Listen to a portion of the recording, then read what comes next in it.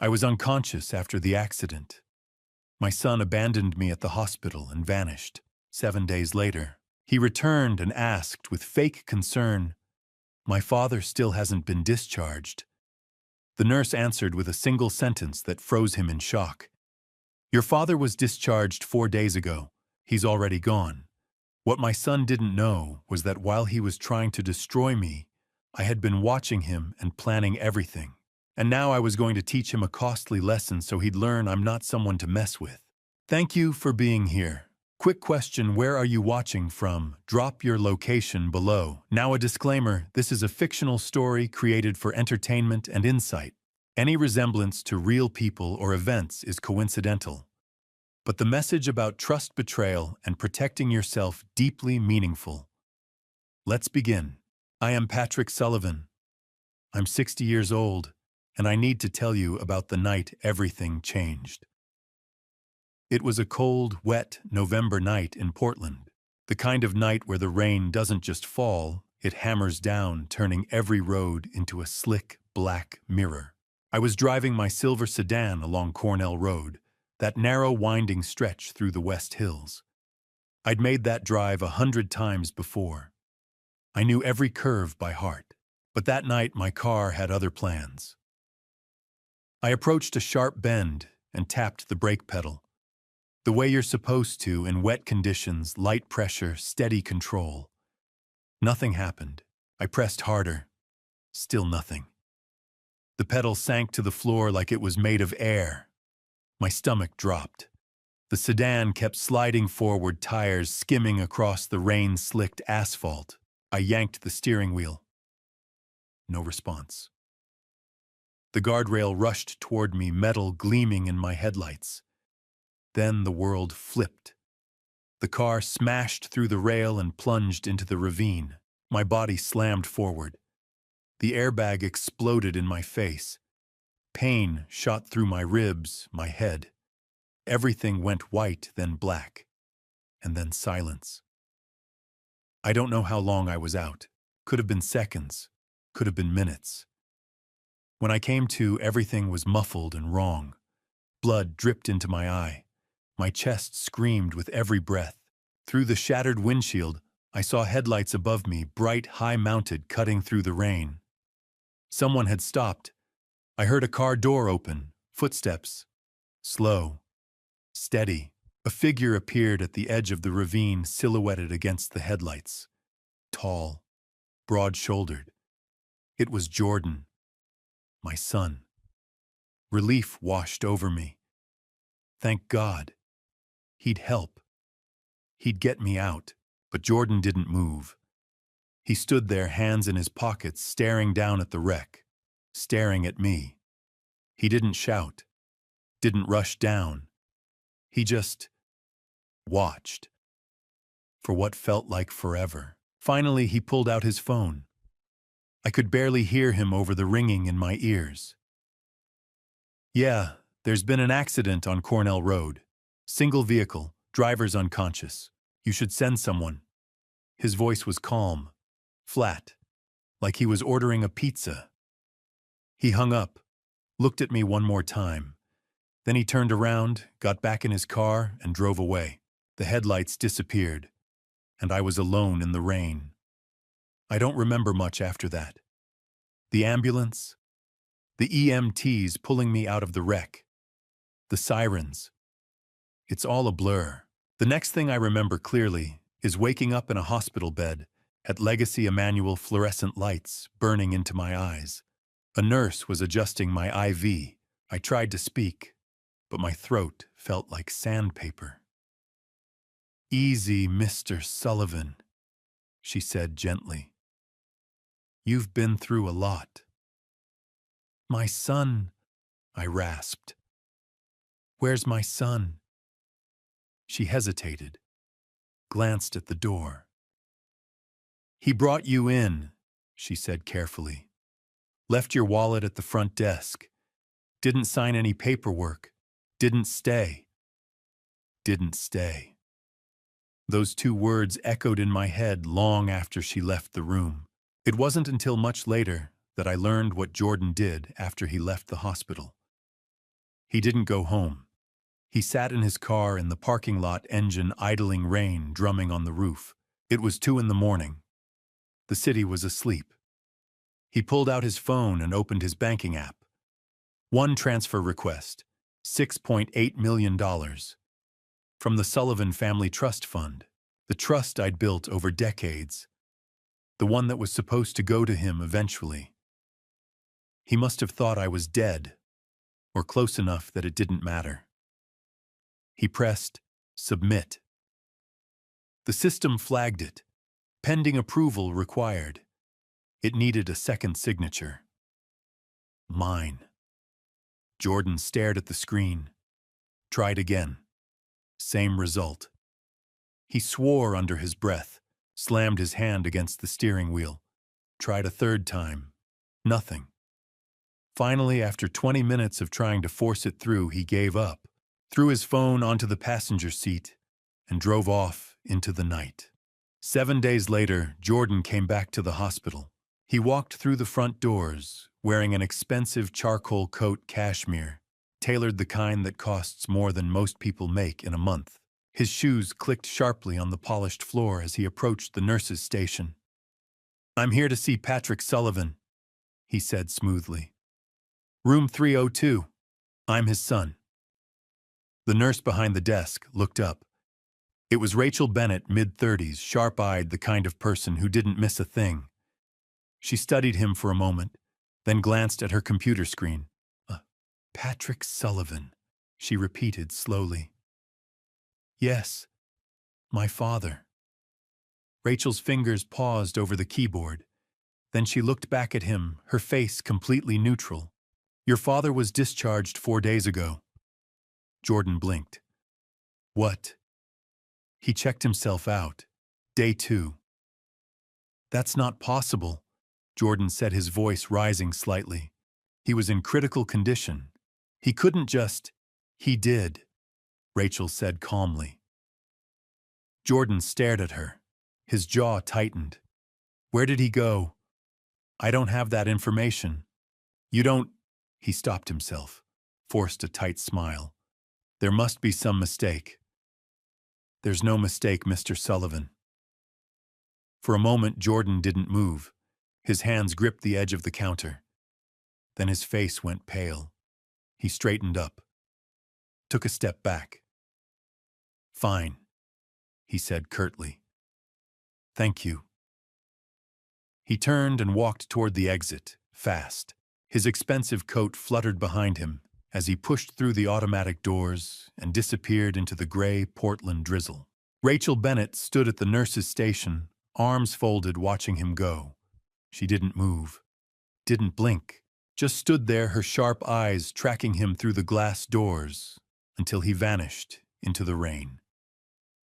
Her expression was cold, unreadable, and she stayed like that long after he was gone. 20 hours after the crash, it was the steady beeping of a heart monitor that pulled me back. Beep, beep, beep. I opened my eyes. Fluorescent lights, white ceiling tiles, the antiseptic smell of a hospital. Legacy Emmanuel. Day 1, 8 o'clock at night. My head throbbed. Every breath sent a sharp ache through my ribs. I tried to sit up, but my body protested. A hand gently pressed my shoulder back down. "Easy, Mr. Sullivan." I turned my head. A doctor stood beside the bed, 50s, graying hair, kind eyes. His name tag read, Dr. Peter Monroe. "You're lucky to be alive," he said. "Mild traumatic brain injury, bruised ribs. No serious head trauma, but you need to take it slow." I nodded weakly. My throat was dry. "My son," I croaked. Did he?" Dr. Monroe glanced at the nurse standing by the door. It was Rachel, the same one who'd been there earlier. She shook her head slightly. "No one came with you, Mr. Sullivan," she said quietly. "And no one's called to check on you." No one. The words hit me harder than the airbag had. Dr. Monroe left after a few more reassurances. Rachel lingered, adjusting my IV, her expression carefully neutral. Before she left, she set a tablet on the tray beside my bed. "In case you need to reach anyone," she said. I waited until the room was empty. Then I picked up the tablet. My hands shook as I logged into my email. 17 unread messages. Most were junk, but one caught my eye immediately. "Security alert pending transaction requires approval sender First National Bank of Oregon." Time sent 3:47 a.m. I opened it. Transaction details. Amount $6,800,000. 00 from Sullivan Family Trust Fund to account number 47389-BVI offshore, British Virgin Islands, initiated by Jordan M. Sullivan status pending. Secondary authorization required. I stared at the screen. $6.8 million. Initiated at 3:47 in the morning. Less than 2 hours after the crash. Jordan had tried to empty the trust fund while I was unconscious in a hospital bed. While he thought I was dying. Or dead. My chest tightened. Not from the bruised ribs. From something much worse. And then, like a trapdoor opening beneath me, a memory surfaced. 3 weeks ago. Late afternoon. The kitchen in our Eastmoreland house. Warm light streaming through the windows. I'd just gotten home from a meeting. Jordan was waiting for me. "Dad, we need to talk about your car." I looked up from the mail. "What about it?" "The brakes. They're not responding right. I noticed it when I borrowed it last week." "The brakes are fine, Jordan. I just had the car serviced 6 months ago. I'm telling you something's off." His tone was insistent, almost urgent. "I know a guy, a mechanic. He's good. Let me take it in, just to be safe." I hesitated. I didn't like the idea of someone else handling my car, but Jordan seemed genuinely concerned. "Fine," I said finally. "But make it quick." He smiled. "I'll take care of it tonight." He took my keys off the counter and left. That night he brought the car back, parked it in the driveway, tossed the keys onto the kitchen table. "All set," he said, but there was something in his expression, something I couldn't quite read. I'd brushed it off. Now lying in that hospital bed, the pieces fell into place. He hadn't taken the car to a mechanic. He'd taken it somewhere else, somewhere he could cut the brake line. 3 weeks ago, my son had sabotaged my car, and then he'd waited, patiently, for the right moment. A rainy night, a dark road, a sharp turn. I felt sick. This wasn't a crime of passion. This wasn't a moment of desperation. This was premeditated.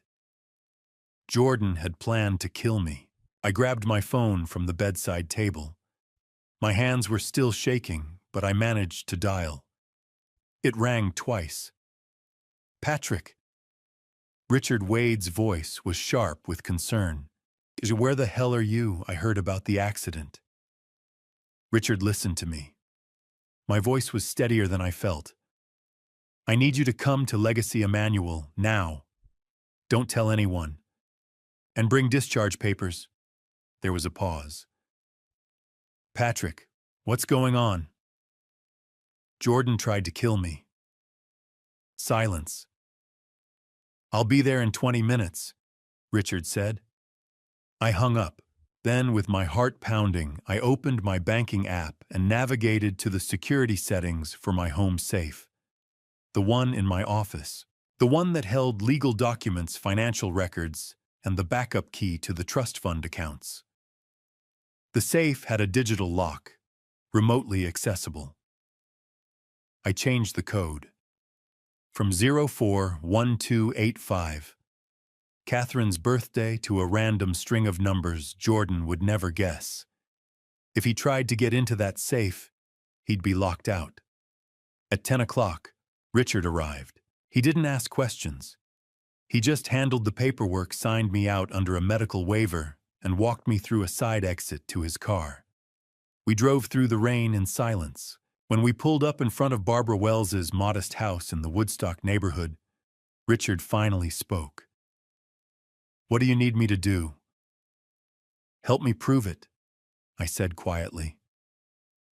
He nodded. Barbara met us at the door. She didn't ask why. She just opened it wider and let me in. As I sat down in her small, warm living room, wrapped in a blanket she'd pulled from a closet, one thought consumed me. Jordan had planned this at least 3 weeks in advance. 3 weeks of looking me in the eye, sharing meals, pretending.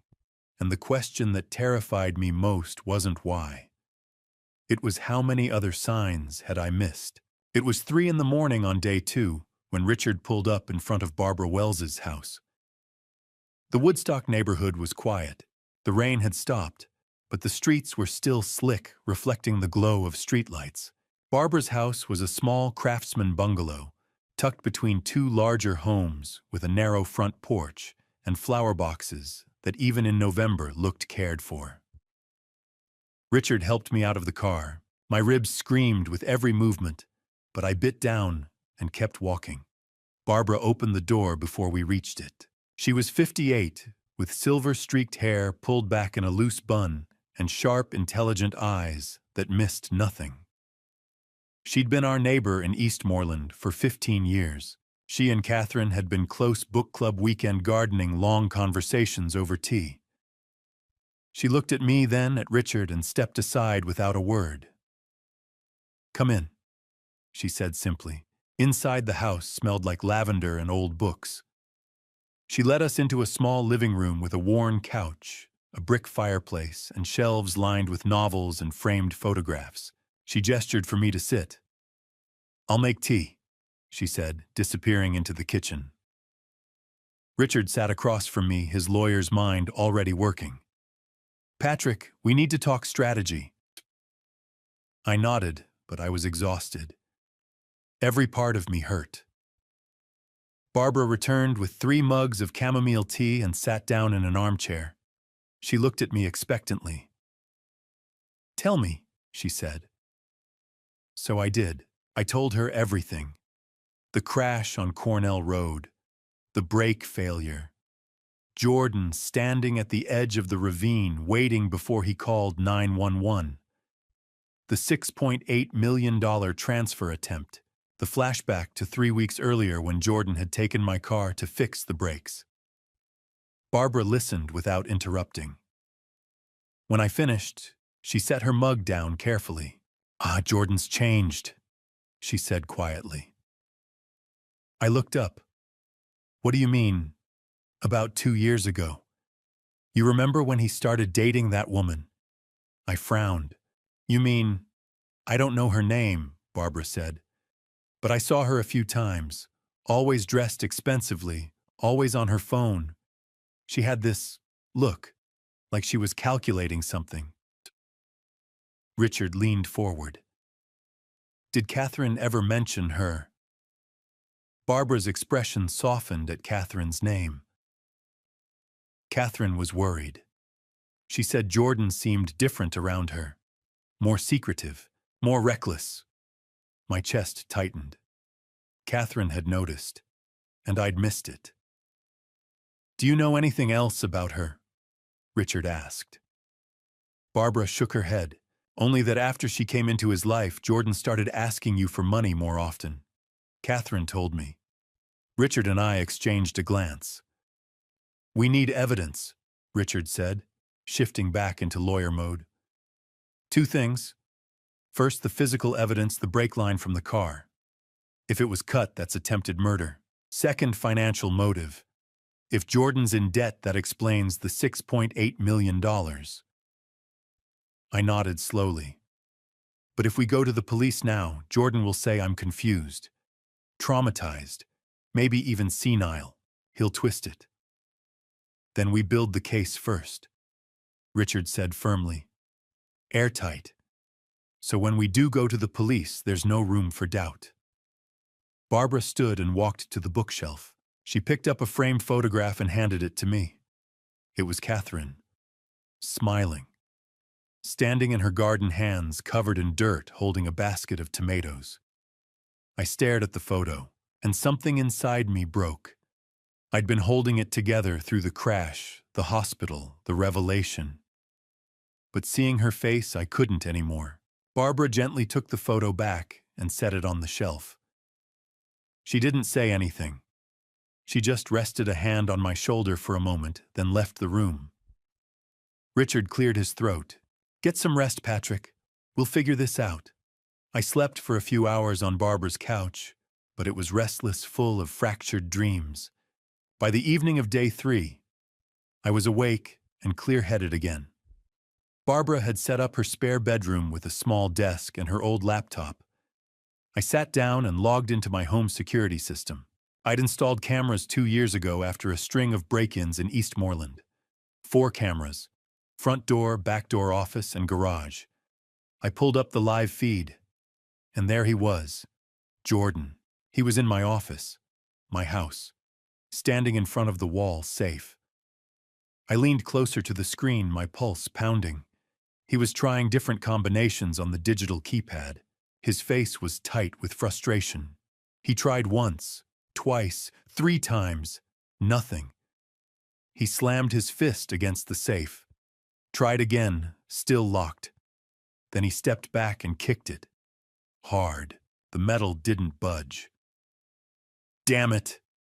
His voice came through the laptop speakers, tinny but clear. He pulled out his phone and made a call. I held my breath. "Yeah, it's me," Jordan said, pacing in front of the safe. "No, I don't have it yet. The old man changed the code." Pause. "I know I need more time." Jordan's voice rose. "He's not dead. But I'll figure something else out." Another pause. Jordan ran a hand through his hair, agitated. "I know how much I owe you. Just give me 2 weeks. I have a plan." Silence. 2 weeks, Jordan repeated. "I swear." He hung up, stared at the safe one more time, then turned and walked out of the frame. I sat frozen. "I know how much I owe you." Jordan was in debt, serious debt, to someone dangerous enough that he was willing to kill me for the money. My hands were shaking, but I forced myself to move. I navigated to the security system's cloud storage and downloaded the entire video file. Front door, office, everything. Then I uploaded it to a separate encrypted cloud account Richard had set up for me earlier. Backup, evidence, proof. Jordan had just confessed on camera that he'd tried to kill me. But as I stared at the screen, a cold realization settled over me. This video proved intent. It proved motive. But it didn't prove method. I still needed the physical evidence. The brake line, the car. My wrecked sedan was currently sitting in an impound lot somewhere in Portland. And according to standard procedure, it would be held for 72 hours before being transferred to a salvage yard. I pulled up my phone and checked the timestamp from the crash. November 14th, 11:43 p.m. It was now November 16th, 9:30 p.m. I had less than 24 hours before my car, and the evidence was destroyed. The pounding on Barbara's front door came at 9 o'clock on the morning of day 4. 3 sharp, aggressive knocks. I was in the kitchen drinking coffee, my ribs still aching with every breath. Barbara looked up from her newspaper. Richard, who'd stayed overnight on the couch, straightened immediately. "Stay here," I said. But I already knew who it was. I walked to the door and opened it. Jordan stood on the porch, his expensive coat soaked from the morning drizzle, his face twisted in what was supposed to look like concern. "Dad," he said, his voice loud, theatrical. "Thank God. I've been worried sick about you." I didn't move. "How did you find me?" Jordan's expression flickered, just for a second. Then the mask slid back into place. I've been calling everyone, checking hospitals. Then I saw a food delivery charge on your credit card last night. DoorDash. This address. Of course. I'd ordered dinner for Barbara and me the night before. Stupid. I'm fine, Jordan, I said flatly. You can go. He stepped forward, trying to push past me into the house. Dad, we need to talk. You just disappeared from the hospital. You scared me. I blocked the doorway. Cut it, Jordan. I know what you did. His face changed.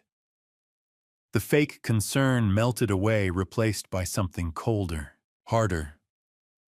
You don't know anything, he said quietly. I know you tried to transfer $6.8 million 2 hours after the crash. I pulled a folded paper from my pocket, a printout Richard had made from my bank records, and held it up. While I was unconscious, while you thought I was dying, Jordan stared at the paper, his jaw tightened. You don't understand, he said, his voice dropping. I'm in trouble, bad trouble, with bad people. I needed that money to protect us, to protect you. I almost laughed. Protect me. You cut my brake line, Jordan. His eyes widened. Just a fraction. But it was enough. You're confused, he said quickly. The accident, head trauma, it's making you paranoid. You took my car 3 weeks ago. I said, my voice steady. You told me the brakes needed fixing. You took the keys, and you sabotaged it. Jordan took a step back. His expression shifted again, this time to anger. You can't prove that. I have the bank transfer. I have the security footage from my house. I have you on camera breaking into my office, trying to crack my safe. For a moment, Jordan said nothing. Then he smiled. It was a cold, ugly smile. You think anyone's going to believe you? He said softly. A 60-year-old man who just survived a major car accident, who's clearly suffering from head trauma, you really think people will take your word over mine? He leaned in closer. I'll tell them you're losing it, that the crash scrambled your brain. I'll get a doctor to testify. I'll petition for guardianship, and then I'll have access to everything. My blood ran cold. Get out, I said. Jordan didn't move. That money is mine, Dad. I've earned it. I've waited for it. And I'm going to get it. Get out! He straightened, adjusting his coat. You know what Mom would say if she were here. She'd tell you to help me. She'd want me to have that money. Something inside me snapped. Don't you dare bring her into this. Jordan's smile widened. Why not? She loved me more than she ever loved you. I slammed the door in his face. My hands were shaking. My chest was tight. Barbara appeared in the hallway, her expression grim. He's gone, she said quietly, peering through the window. For now. I nodded, but I couldn't speak. That evening, my phone exploded. Texts, emails, missed calls. I picked it up, confused. Then I saw the notification. Jordan Sullivan is live on Facebook. I opened the app. There he was, sitting in what looked like a coffee shop, his face somber, his eyes red as if he'd been crying. The viewer count was climbing 1,200, 1,500, 2,000. I don't usually do this, Jordan was saying, his voice breaking slightly. But I need to reach out to people who know my dad, who care about him. My stomach dropped. 4 days ago, my father was in a terrible car accident. He's alive, thank God. But the head trauma, it's changed him. Jordan paused, wiping his eyes. He's convinced that I, his own son, tried to hurt him, that I'm trying to steal from him. He's paranoid, delusional. He won't let me help him. He won't even tell me where he is. The comments section flooded with sympathy. Oh my God, I'm so sorry. Head injuries can do that. My uncle had the same thing. You need to get him professional help ASAP. Jordan nodded as if reading the comments. I'm trying, but he refuses, and I'm scared. I'm scared he's going to hurt himself, or someone else. More comments. Call the police. Get a court order. He needs to be in a facility where he can be monitored. I stared at the screen, my hands trembling with rage. He was doing it. He was destroying me, publicly. My phone buzzed. A call from one of my business partners, a man named Douglas Waverly, someone I'd worked with for 10 years. Patrick, Douglas said when I answered. His voice was careful, distant. I just saw your son's video. It's a lie, I said immediately. Patrick, I'm not saying it isn't, but until this is resolved, I think we need to pause our current projects, just temporarily. Douglas. I'm sorry, Patrick. I have investors to answer to. If there's any question about your mental competency, I can't risk it. He hung up. I sat there staring at my phone. Jordan had just cost me my reputation, my business relationships, my credibility, and he'd done it in under 20 minutes. Another notification buzzed. A text from Richard. Found the car. Rivergate Salvage Yard, North Portland. But we have a problem. They're crushing it at midnight tonight. We've got 4 hours. I read the message twice. 4 hours. Jordan's live stream was still playing in the background, his voice smooth and concerned, spinning his lies to thousands of people. But the fury that had been building in my chest suddenly crystallized into something colder. Clarity. 4 hours to secure the evidence that would prove my son had tried to kill me. 4 hours to make sure he didn't win. It was 8 o'clock on the evening of day 4 when Richard's text came through. I was sitting on Barbara's couch, my phone still buzzing with notifications from Jordan's livestream. My ribs ached with every breath. My head throbbed. But none of that mattered anymore. I read Richard's message again. Found the car. Rivergate Salvage Yard. They're crushing it at midnight. Jordan paid them $500 cash to move it up. We've got 4 hours. 4 hours. I pushed myself to my feet, wincing as pain shot through my side.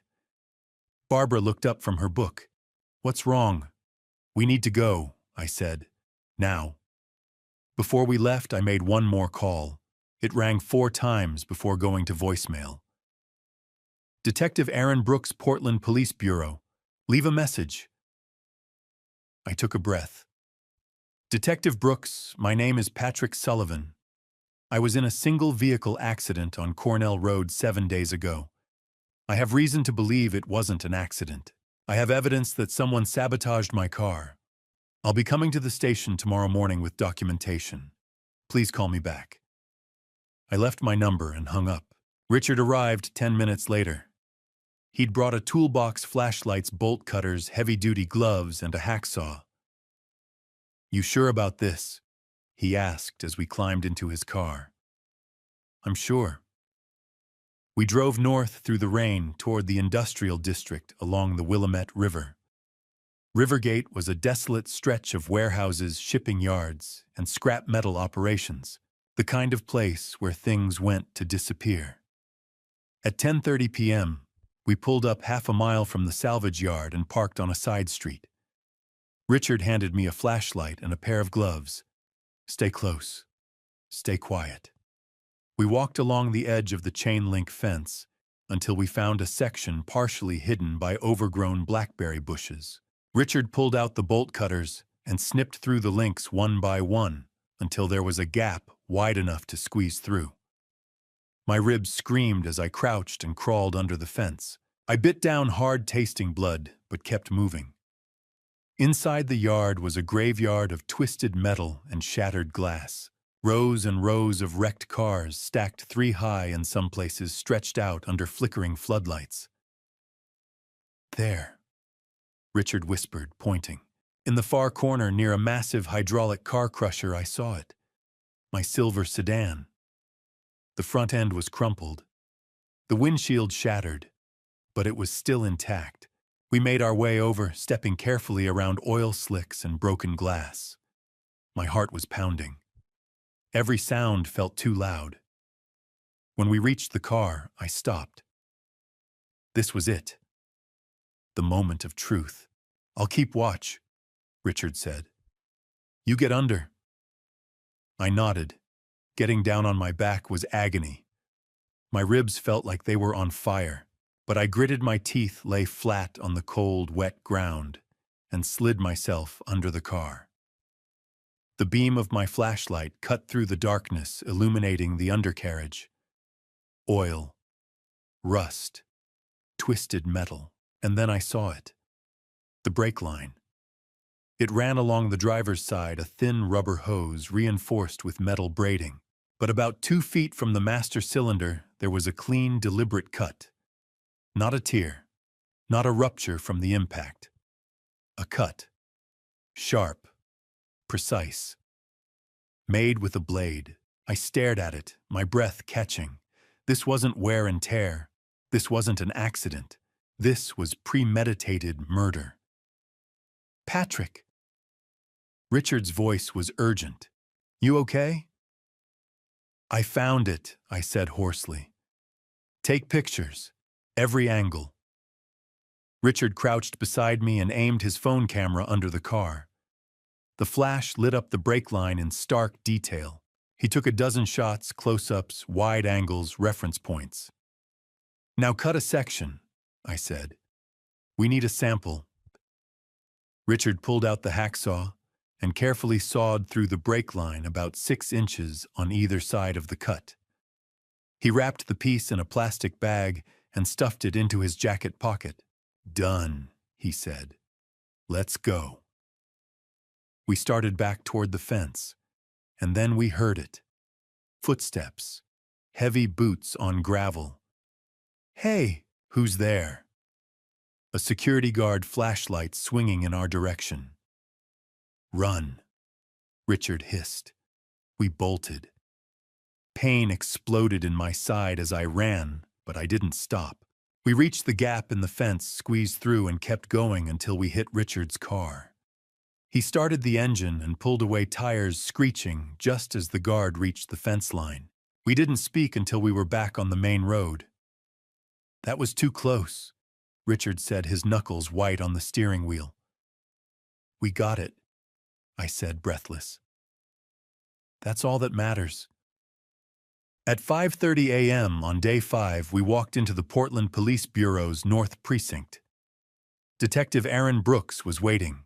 He was in his mid-40s, graying at the temples, with sharp eyes and a no-nonsense demeanor. He led us to a small interview room and sat down across from us. Mr. Sullivan, he said, you left me an interesting voicemail. Richard opened his briefcase and laid everything out on the table. The timeline. The bank transfer request, $6.8 million, submitted 2 hours after the crash. The security footage of Jordan breaking into my office trying to crack the safe. The photographs of the brake line showing the clean, deliberate cut. And finally, the physical sample itself, sealed in the plastic bag. Detective Brooks studied each item carefully. He didn't speak for a long time. Finally, he looked up. This is attempted murder, he said quietly. Yes, I said. And the suspect is your son. Yes. Brooks leaned back in his chair, exhaling slowly. I'm going to open a formal investigation. I'll send the brake line to our forensics lab for analysis. I'll subpoena your bank records and the security footage, and I'll need a full statement from you. Anything you need, I said. Brooks nodded. Then his expression grew serious. Mr. Sullivan, if your son realizes we're investigating him, he may become desperate. Desperate people do dangerous things. Where are you staying right now? With a friend. Keep it that way. Don't go home. Don't contact him. Let us handle this. I nodded. Brooks stood and shook my hand. I'll be in touch within 48 hours. Richard and I walked out of the precinct, just as the sun was rising over Portland. The rain had stopped. The sky was turning pale gold. For the first time in 7 days, I felt something I hadn't felt since the night of the crash. Hope. I wasn't fighting alone anymore. Detective Brooks and the full weight of the Portland Police Bureau were now on my side. The next 10 days, day 7 through day 15, I stayed hidden at Barbara's house while Detective Brooks quietly built the case that would bring my son to justice. I didn't go outside, didn't contact anyone except Richard and Brooks, didn't post on social media. As far as the world was concerned, Patrick Sullivan had vanished. And while I waited, Brooks worked. On day 7, the forensics report came back. Brooks called me from the lab. His voice was steady, professional, but I could hear the edge of satisfaction in it. The brake line was cut with a precision tool, he said. A box cutter or utility knife. Clean, deliberate. This wasn't wear and tear, Mr. Sullivan. This was sabotage. I closed my eyes. Hearing it confirmed officially, scientifically, made it real in a way it hadn't been before. What's next? I asked. Now we follow the money, Brooks said. On day 9, the financial subpoena results arrived. Richard and I sat at Barbara's kitchen table as Brooks spread the documents out in front of us. Bank statements, credit card bills, loan applications. And there it was in black and white. Jordan owed $1.4 million.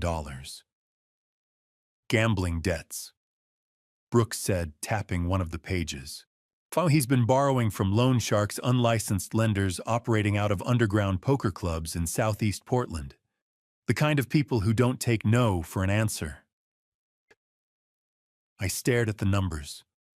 $1.4 million. How had I not known? Look at the timeline, Richard said, leaning forward. The debt started piling up about 2 years ago. Small at first, a few thousand here and there. But then 18 months ago it skyrocketed. Brooks nodded. And 3 weeks before your accident, he made a payment of $50,000. Probably to buy himself more time. 3 weeks before the accident. The same week, Jordan had insisted on taking my car to get the brakes fixed. He was desperate, I said quietly. Desperate enough to kill, Brooks replied. On day 11, Brooks tracked down the mechanic shop Jordan had mentioned, the one with the guy he knew. Except it didn't exist.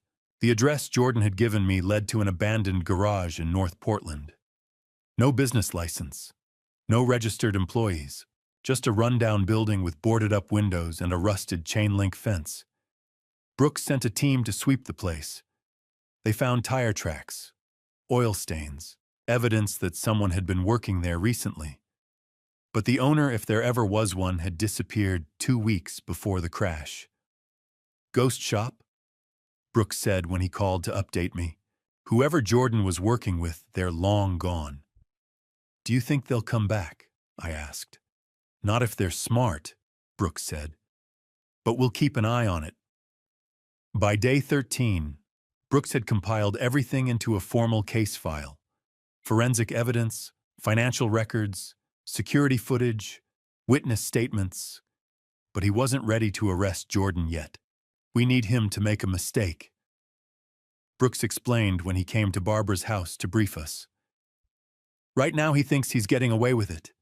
He thinks you're hiding because you're scared. Or confused. If we move too soon, a good defense attorney could argue circumstantial evidence. We need something definitive. So what do we do? I asked. Brooks leaned back in his chair thinking. We make him desperate. We put pressure on him. And we wait for him to crack. That's when I had the idea. There's a gala this weekend, I said. The Portland Business Association. It's at Hotel Lucia. Jordan's planning to attend. Richard raised an eyebrow. How do you know? I saw it on his social media, I said. He's been posting about it, talking about how he's looking for emergency loans to help care for his sick father. Brooks's eyes sharpened. He's using your condition to scam investors. Exactly, I said. But what if I show up? Richard sat up straighter. Patrick, that's dangerous. It's also smart, Brooks said slowly. If you appear healthy, coherent, in control, it undermines everything Jordan's been saying. It exposes him as a liar in front of the entire Portland business community. And it might force him to do something reckless, I added. Brooks nodded. We'll have officers on site, plainclothes. If he tries anything, we'll be ready. What about credibility? Richard asked. Jordan's been spreading rumors that Patrick's mentally unstable. We need someone to vouch for him publicly. I thought for a moment, then I reached for my phone. I know someone. Henry Blackwell answered on the second ring. Henry was 70 years old, a real estate developer, who'd been my business partner for over 20 years. He'd known Catherine. He'd watched Jordan grow up, and he had a reputation in Portland that was beyond reproach. Patrick, he said when he heard my voice. Where the hell have you been? I told him everything. The crash, the sabotage, the money, Jordan's lies. When I finished, there was a long silence. Then Henry said, that son of a bitch. I need your help, Henry. Name it. The gala on Saturday. I'm going to be there, and I need someone to stand up and tell the truth. Someone people will believe. Henry didn't hesitate. I'll be there, and I'll make damn sure everyone knows you're not the one who's lost his mind. On the evening of day 15, Detective Brooks came to Barbara's house one last time before the gala. He set the case file on the kitchen table, thick, organized, damning. This is solid, he said. Forensics Financial's motive opportunity. When we arrest him, it'll stick. When? I asked. Brooks looked at me across the table. His expression was calm, but his eyes were sharp. Your son is smart, Mr. Sullivan, he said. But desperate people make mistakes, and I think it's time we give him the opportunity to make the biggest mistake of his life. Patrick's case is airtight. Forensics, financials, footage, everything's ready. But Detective Brooks isn't arresting Jordan yet. He's letting him walk into a trap at the gala. If you're still here, comment "ready" below quick note. This is fiction dramatized for impact. Not for you, exit now. Otherwise, the confrontation starts next. The 7 days between day 15 and day 20 were the longest of my life. I stayed at Barbara's house, pacing the small living room, rehearsing what I would say, how I would stand, how I would face the man my son had become. On the morning of day 17, I found myself staring at a photograph Barbara kept on her mantel. It was from my wedding. Catherine and me standing under an archway of white roses, her hand in mine, her smile brighter than the summer sun. I picked up the frame and studied her face. Well, I don't know if I can do this, I said quietly. Barbara, who'd been reading in the corner, looked up. Catherine would want you to, she said gently. I nodded. She was right. Catherine had always been braver than me, stronger. If she were here, she'd tell me to stand up, to fight. I set the photograph back on the mantel. Okay, I said. I'm ready. On day 18, Detective Brooks called with an update. Your son just bought a new suit, Brooks said. Charged it to his last remaining credit card, $2,400, Tom Ford. I frowned. He's broke.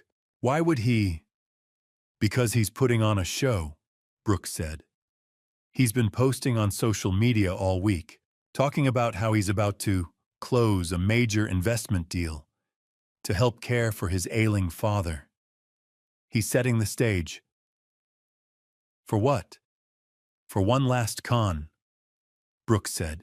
He's going to charm someone at that gala into giving him money, and then he's going to disappear. My jaw tightened. Not if I can help it. The evening of day 20 arrived. Hotel Lucia was one of Portland's most elegant venues, a historic building downtown with vaulted ceilings, crystal chandeliers, and walls lined with original artwork. Tonight, it was hosting the annual Portland Business Association Gala, and the guest list read like a who's who of the city's wealthiest and most influential people. Over 200 guests. CEOs, investors, politicians, philanthropists, and somewhere in that crowd was Jordan. Barbara and I arrived early, slipping in through a side entrance Brooks had arranged. We made our way up to the mezzanine level where we could watch the ballroom below without being seen. The event was already in full swing. A string quartet played softly in the corner. Waiters in crisp white shirts circulated with trays of champagne and hors d'oeuvres. The crowd mingled, laughing, shaking hands, making deals. And then I saw him. Jordan. He stood near the center of the room, dressed in his new suit, a glass of champagne in one hand, his expression warm and charismatic. He was talking to a small group of older men, successful-looking, the kind of people who wrote seven-figure checks without blinking. There, I said, pointing. Barbara leaned forward, peering over the railing. Who's he talking to? I squinted. One of the men looked familiar. Douglas Waverly, I said quietly. Douglas Waverly was a banker, one of the most powerful in Portland. He ran a private investment firm that managed billions. He was also someone I'd worked with years ago. A good man. Honest, trusting. Exactly the kind of person Jordan would target. I watched as Jordan gestured animatedly, his face full of concern. He leaned in closer to Waverly, speaking earnestly. Waverly nodded, his expression sympathetic. Then Waverly reached into his pocket and pulled out his phone. My stomach dropped. He's going to transfer money, I said. Barbara grabbed my arm. Patrick, we have to do something. If Jordan gets that money, he'll be gone before sunrise, I said. We have to move. Now. I turned and headed for the stairs. Shaktisrin. Patrick, wait. Barbara called after me, but I was already moving. I descended the grand marble staircase that led from the mezzanine down into the main ballroom. My heart was pounding. My ribs still ached with every breath. But I didn't stop. As I reached the bottom of the stairs, the crowd began to notice. Conversations paused. Heads turned. Whispers rippled through the room. Is that Patrick Sullivan? I thought he was, wasn't he? The string quartet faltered, then stopped playing entirely. The ballroom fell silent, and then across the room, Jordan turned around. He saw me. For a split second, his face went blank. Then his eyes widened. His mouth opened slightly, but no sound came out. The champagne glass slipped from his fingers.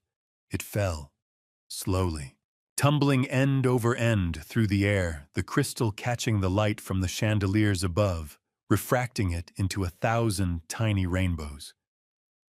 And then it hit the marble floor.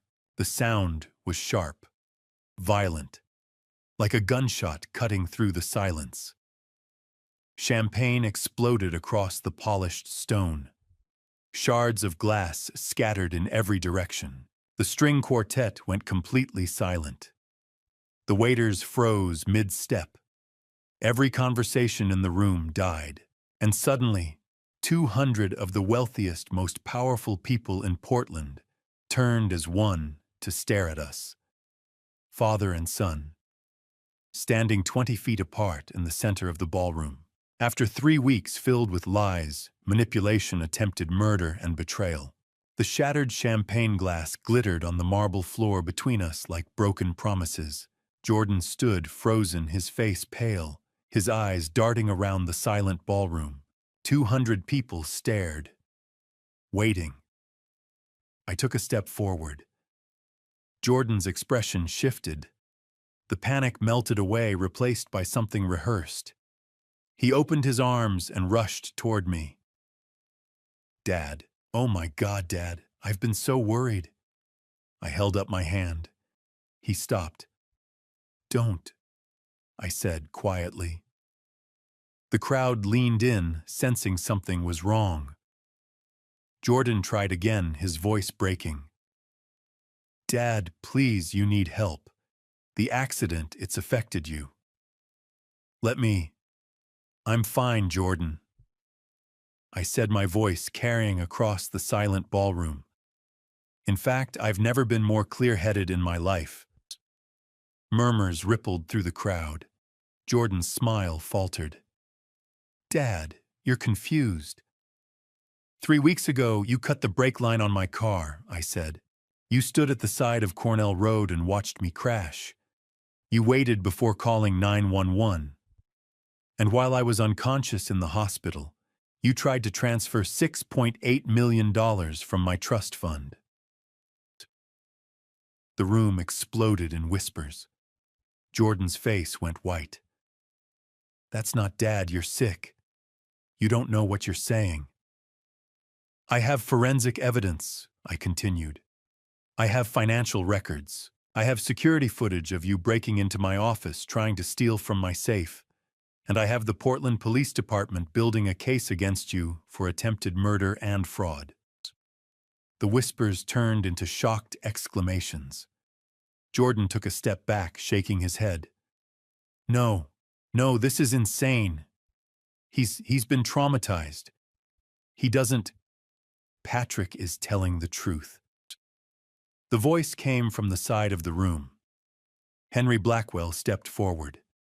He was 70 years old, silver-haired, impeccably dressed, and one of the most respected men in Portland.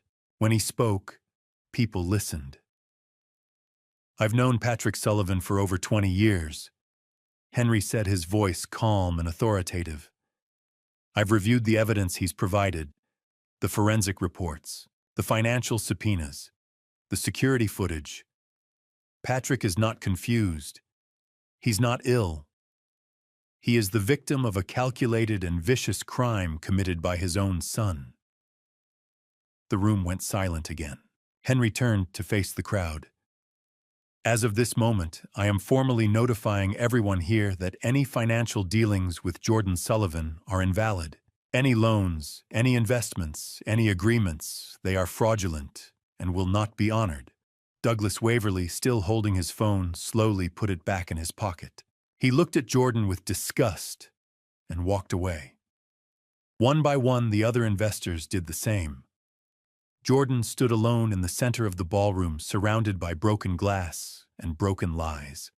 You," his voice was hoarse. "You bastard." "I'm your father," I said quietly, "and you tried to kill me." Jordan's face twisted. For a moment, I thought he might lunge at me, but then he looked around at the crowd, at the cold, judgmental faces, and something inside him cracked. He turned and ran. He pushed through the crowd, shoving people out of the way, and disappeared through the exit. No one tried to stop him. The ballroom erupted in conversation. Barbara appeared at my side, her hand on my arm. "You did it," she whispered. I nodded, but I didn't feel victorious. I just felt tired. 2 days later, at 2:15 a.m., my phone rang. It was Detective Brooks. "He's at your office," Brooks said. "Right now, Pearl District. We've got units surrounding the building." I sat up in bed. "What's he doing?" "Breaking in. He's looking for your company seal, the one you use to authorize checks. He's trying to forge a payment to himself." My jaw tightened. "Is he armed?" "No." but he's desperate, and desperate men do unpredictable things. I'm on my way. I arrived at my Pearl District office 20 minutes later. Police cars were parked around the block, lights off, waiting. Brooks met me outside. "We've got him on camera," Brooks said, handing me a tablet. "He broke in through the back entrance.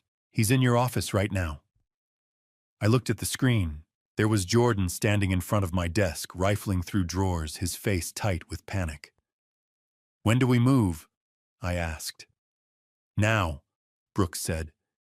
He gave a signal. Officers moved in, silent and fast. I stayed outside watching the tablet. The lights in my office suddenly blazed on. Jordan spun around, his eyes wide. "Portland Police, hands up." Jordan froze. For a moment it looked like he might run, but there was nowhere to go. 6 officers surrounded him, weapons drawn. On the ground, now, Jordan dropped to his knees. Hands raised. One of the officers pulled his arms behind his back and cuffed him. And then Jordan looked up at the camera. He knew I was watching. His face twisted with rage. "You set me up," he screamed. "Just you set me up. You're not my father. You're a monster." Brooks's voice came through the radio. "We've got him. Caught in the act. Breaking and entering, attempted fraud violation of a restraining order. That's on top of the attempted murder charge." I stared at the screen as they hauled Jordan to his feet and led him out of the building. My phone buzzed. Brooks again. "Patrick, we need to talk. In person." 10 minutes later, I was sitting in the back of an unmarked police car. Brooks sat beside me, his expression grim. "Jordan's asking for a deal," he said. I frowned. "A deal?" "He says he didn't act alone." My chest tightened. "What do you mean?" "He says there's someone else involved. Someone who manipulated him. Who pushed him into this." Brooks looked at me carefully. "A woman. And according to Jordan, she's the one who's really behind this. She has access to offshore accounts. She's already moved money, and if we don't find her soon, she's going to disappear with everything." I stared at him. "Who is she?" Brooks pulled out a photograph and handed it to me. It was a surveillance photo, grainy, taken from a distance. A woman in her late 20s, dark hair, elegant, standing outside a casino. "Her name is Simone Parker," Brooks said, "and we need to find her before she vanishes with $2.1 million of your money." At 10 o'clock on the morning of day 23. 8 hours after Jordan's arrest, Detective Brooks called me. "He's ready to talk," Brooks said, "and you're going to want to hear this." 20 minutes later, I was sitting in an observation room at the Portland Police Bureau, staring through one-way glass at my son. Jordan looked broken. His expensive suit was wrinkled. His hair was a mess. His eyes were red-rimmed and hollow. Brooks sat across from him, a file folder on the table between them. "Let's start from the beginning," Brooks said. Jordan stared at his cuffed hands for a long moment. Then he spoke. "Her name is Simone Parker." I leaned forward. "She's my fiancée." Jordan continued, his voice barely above a whisper.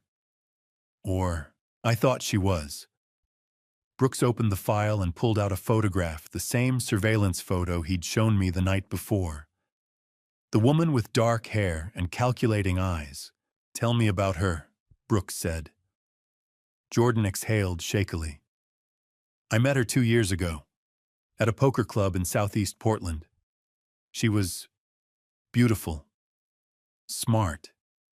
She made me feel like I mattered." His voice cracked. "At first it was just casual games, low stakes. But Simone knew people. She introduced me to bigger games, higher buy-ins. She said I had talent, that I could win big." Brooks didn't say anything. just listened. But I didn't win, Jordan said bitterly. I lost, again and again, and the debts piled up. By the time I realized how deep I was, I owed $1, $4 million to people who don't accept "I'm sorry" as payment. I felt sick. I was panicking, Jordan continued. I didn't know what to do, and that's when Simone said it. He looked up at Brooks, his eyes wet. She said, "Your father has millions just sitting there. He's 60 years old. He's not going to live forever. Why should you have to wait?" My hands clenched into fists. She made it sound so reasonable, Jordan whispered. Like it wasn't really murder, just accelerating the inevitable. Brooks's voice was cold. "And the brake line?" Jordan nodded slowly. Simone found the mechanic, some guy who worked out of an unlicensed garage in North Portland. She paid him $7,000 to cut the line. Clean, precise, so it would look like an accident. "And what were your instructions?" Brooks asked. Jordan's voice dropped even lower. "Make sure the old man doesn't survive. I'll handle the rest." I closed my eyes. My chest felt tight. "So I took his car," Jordan said. 3 weeks before the crash. Told him the brakes needed servicing. Drove it to the garage. Watched the guy cut the line. Then I brought it back and waited." Brooks leaned forward. "And after the crash, I called 911, Jordan said, but not right away. I waited. I thought maybe he'd die before they got there. But he didn't. So I took him to the hospital, left him there, and tried to transfer the money while he was unconscious. But the transfer failed," Brooks said. "Yeah." Jordan's laugh was bitter. "It needed his signature. So I waited. I thought if I could just hold on a little longer, if I could convince people he was mentally unstable, I could get guardianship. And then the money would be mine." "But your father showed up at the gala," Brooks said. Jordan nodded, his face twisting. "Everything fell apart. Simone texted me that night. Said she was disappointed. That I'd failed. And then she emptied the offshore account we'd set up together. $2.1 million. Money I'd transferred over the past 6 months from side deals, liquidated assets, everything I had left." My jaw dropped. "She took it all?" Brooks asked. "Every cent." Jordan's voice was hollow. "And then she disappeared." Brooks pulled out another document and slid it across the table. "Simone Parker isn't her real name," he said. Jordan looked up, confused. "Her real name is Sophie Park, or Simone Davis, or half a dozen other aliases. She's a professional con artist. She's pulled this exact scheme at least 3 times before, once in Seattle, twice in San Francisco. She targets wealthy families, seduces the heir, drives them into debt, convinces them to commit crimes for money. Then she takes everything and vanishes." Jordan stared at the document, his face crumbling. "You were a mark," Brooks said flatly. "From the very beginning." Jordan put his face in his hands and sobbed. I stood up and walked out of the observation room. I couldn't watch anymore. Brooks found me in the hallway a few minutes later. "He's cooperating," Brooks said. "Full confession. He'll testify against Simone if we find her." "Will that help him?" I asked quietly. Brooks hesitated. "It'll reduce his sentence. Instead of 30 years, maybe 18 to 20. But he's still going to prison, Patrick." I nodded. That was fair. "What about Simone?" I asked. Brooks pulled out his phone and opened an image, a driver's license photo. Simone Parker, age 29. Dark hair, high cheekbones, and eyes that looked right through the camera with cold, calculated intelligence. TSA flagged her passport this morning, Brooks said. She booked a first-class ticket to Mexico City, departing from Portland International at 7 p.m. tonight. I checked my watch. It was 10:30 a.m. That gives us 9 hours, I said. Brooks nodded. Should 9 hours to catch a woman who's made a career out of disappearing. He looked at me, his expression grim. We're assembling a team now. FBI, TSA, airport security. We'll have agents at every checkpoint. If she shows up, we'll get her. And if she doesn't, I asked.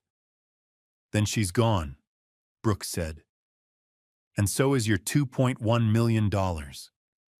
I stared at the photo on his phone, at the woman who'd manipulated my son, who'd convinced him to try to kill me, who'd stolen a fortune and was about to walk away clean.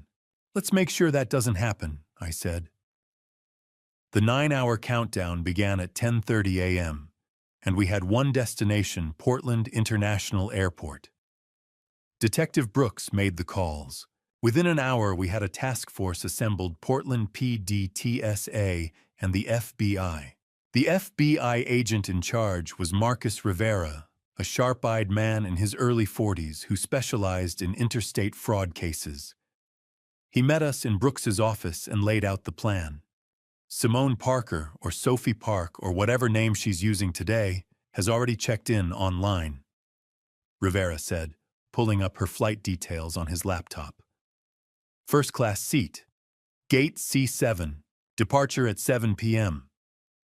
Mexico doesn't have an extradition treaty for financial crimes under $5 million, so if she gets on that plane, she's gone. Then we make sure she doesn't get on that plane, Brooks said. By 2:00 p.m., we were at the airport. Rivera had coordinated with TSA to set up a command center in a back office near security.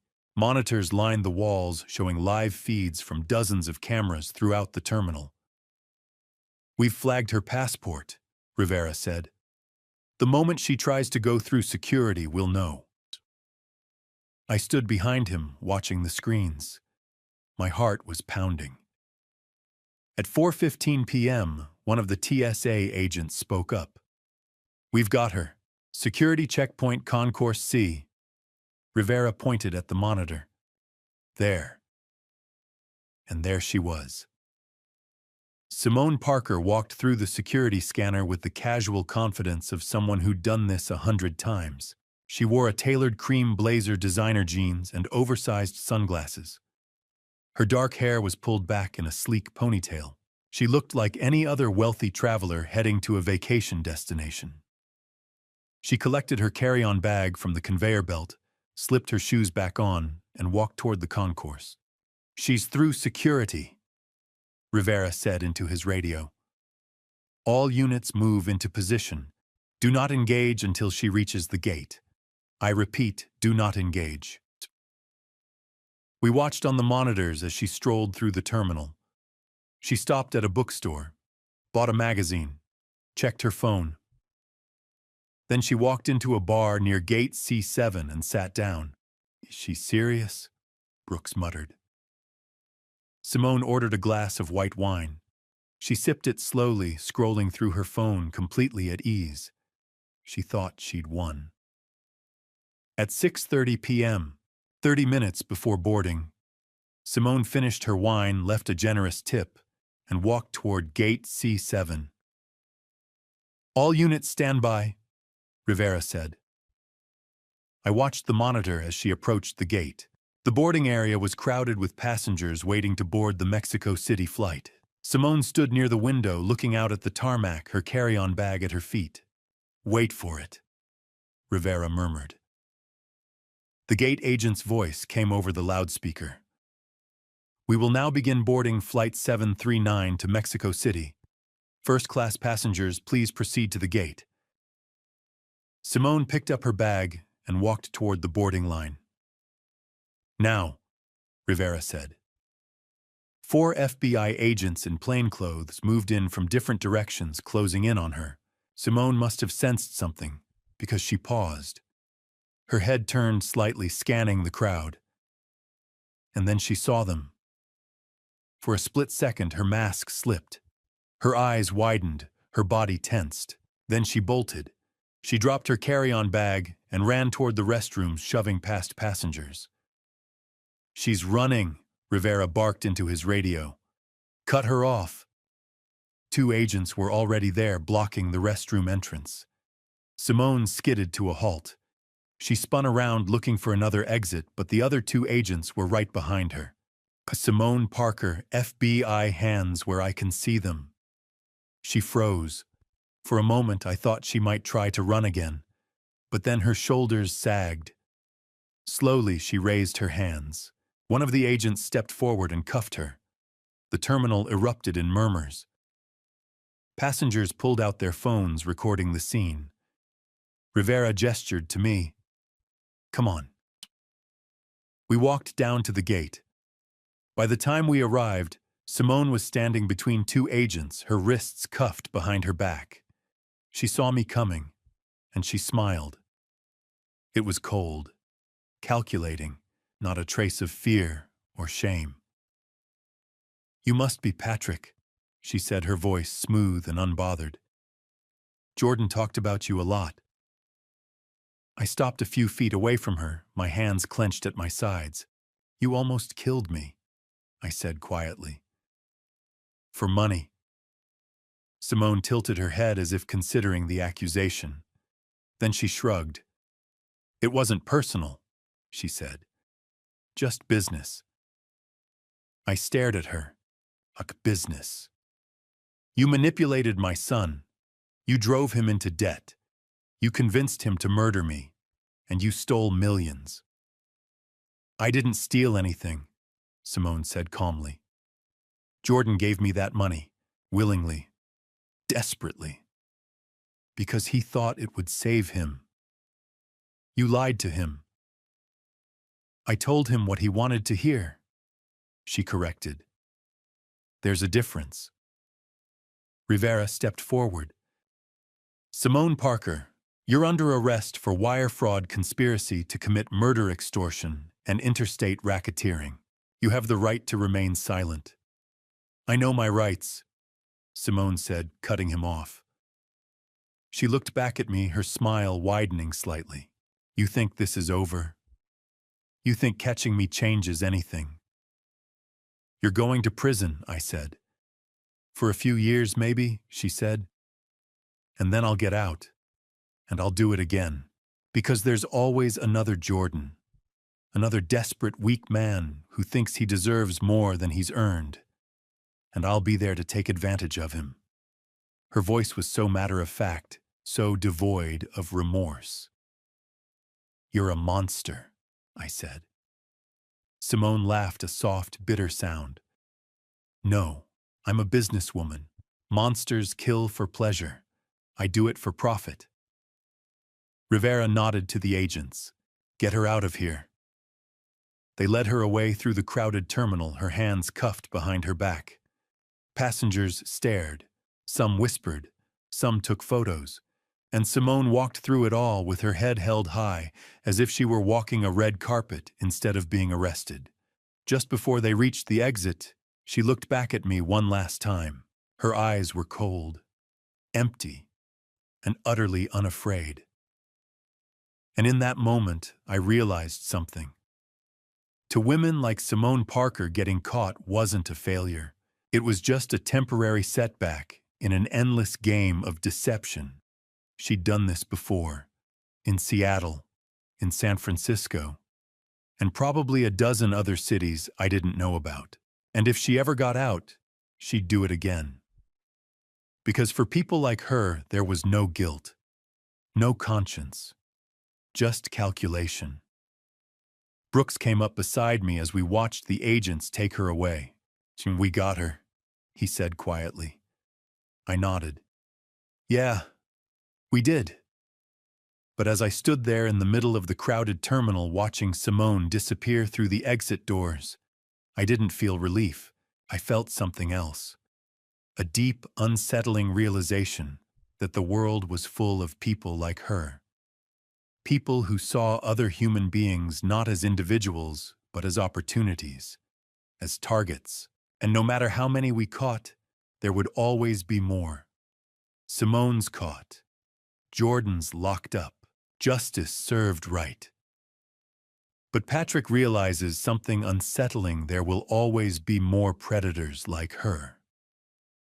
If you're still watching, drop "caught" in the comments. Reminder: this story is fictional enhanced for storytelling. Prefer to stop close now. Ready for the trial? Stay tuned. 6 months after Simone Parker's arrest, the trial began. 6 months. It should have been enough time to heal, to process, to move on. But it wasn't. I still woke up in the middle of the night, my chest tight, my hands shaking, reliving the moment my car went off Cornell Road. I still flinched every time I got behind the wheel.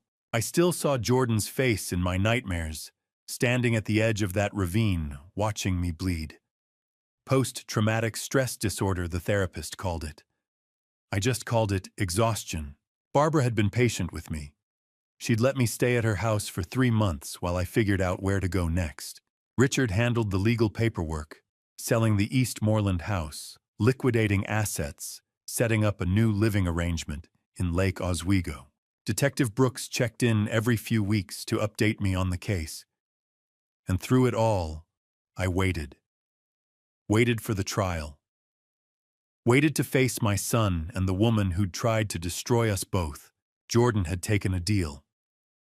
In exchange for testifying against Simone, the district attorney agreed to reduce his charges.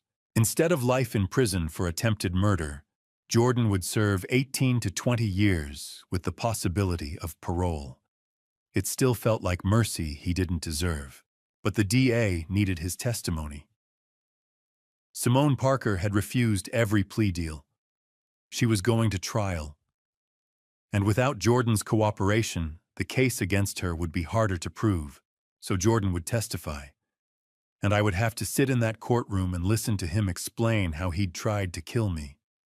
The trial was held at the Multnomah County Courthouse, a grand building downtown with tall marble columns and a sense of gravitas that made everything feel final. I sat in the gallery with Barbara on one side and Richard on the other. Detective Brooks sat a few rows back along with FBI agent Marcus Rivera, who'd flown in from Seattle to testify about Simone's prior cons. The courtroom was packed. Journalists, onlookers. A few of Jordan's old friends, though I didn't recognize most of them. And at the front of the room, sitting at the defense table in a pressed navy suit, was Simone Parker. She looked perfect. Her hair was styled. Her makeup was subtle. She sat with her hands folded calmly in her lap, her expression serene as if she were attending a business meeting instead of a murder trial. Her attorney, a sharp-dressed man in his 50s, leaned over and whispered something to her. She nodded, once her face betraying nothing.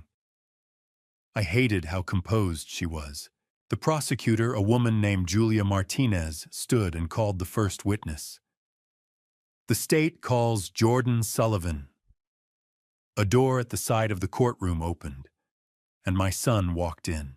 I barely recognized him. Jordan wore an orange jumpsuit, standard issue for inmates. His wrists were cuffed in front of him. His hair, once carefully styled, was overgrown and messy. His face was gaunt, hollow-cheeked, his eyes ringed with dark circles. He'd lost at least 20 pounds. He looked broken.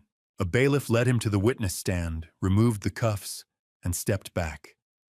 Jordan sat down slowly, his hands gripping the armrests. He didn't look at me. Julia Martinez approached the stand. "To Mr. Sullivan, please state your name for the record." "Jordan Michael Sullivan," he said quietly. "Mr. Sullivan, you are currently incarcerated at the Columbia River Correctional Institution, is that correct?" "Yes." "And you have entered a plea agreement with the district attorney's office in exchange for your testimony today?" "Yes." Martinez nodded. Can you tell the court how you met the defendant, Simone Parker? Jordan's eyes flicked to Simone for the first time. She stared back at him, her expression blank. He swallowed hard. I met her 2 years ago, at a poker club in Southeast Portland. And what was your relationship with Ms. Parker? We were engaged, or I thought we were. Can you describe how Ms. Parker influenced your actions leading up to the incident on November 14th? Jordan's hands tightened on the armrests. He took a shaky breath. She introduced me to gambling, he said, to high-stakes games. She said I was good at it, that I could win big. But I didn't win. I lost, over and over, and the debts piled up. How much debt? Martinez asked. $1.4 million. A murmur ran through the courtroom. And did Ms. Parker offer you a solution to this debt? Jordan nodded slowly. She said my father had millions just sitting in a trust fund, that he was old, that he wouldn't live much longer. She said, "Why should you wait?" My chest tightened. And what did Ms. Parker suggest you do? Martinez asked. Jordan's voice cracked. She said we needed to accelerate things. She found a mechanic, someone who worked off the books. She paid him to cut the brake line on my father's car. And what were your instructions? Jordan closed his eyes. Make sure he doesn't survive. The courtroom was silent. Martinez let the words hang in the air for a moment. Then she asked, "Did you follow those instructions?" "Yes." "And did your father survive?" "Yes." Jordan's voice was barely a whisper. "He did." Martinez nodded. "After the crash, what did Miss Parker do?" "She told me to keep trying, to get guardianship, to get the money. But when that didn't work, when my father showed up at the gala and exposed me, she took everything." "What do you mean, everything?" "She emptied our offshore account. $2.1 million. Money I'd scraped together from every asset I had left. And then she disappeared." Jordan's hands were shaking now. "And where is Ms. Parker now?" Martinez asked. Jordan looked at her. At Simone, sitting calmly at the defense table, her face expressionless. "She's right there," Jordan said, his voice breaking. "And she doesn't care. She never cared." Martinez stepped back. No further questions. The defense attorney stood to cross-examine, but I barely heard it. I was staring at Jordan, at the man my son had become. And then, as the defense attorney finished, and Jordan was dismissed, he did something I didn't expect. He looked at me. His eyes were red. Tears streamed down his face. "Dad," he said, his voice choked. "I'm sorry. I'm so sorry." The bailiff moved to escort him out, but Jordan kept looking at me, his face twisted in anguish. "I'm sorry," he said again, and then he was gone. The courtroom was silent. I sat frozen, staring at the empty witness stand. Barbara's hand found mine and squeezed gently. The judge called a recess. I stood on shaky legs and walked out into the hallway. My head was spinning. My chest felt tight.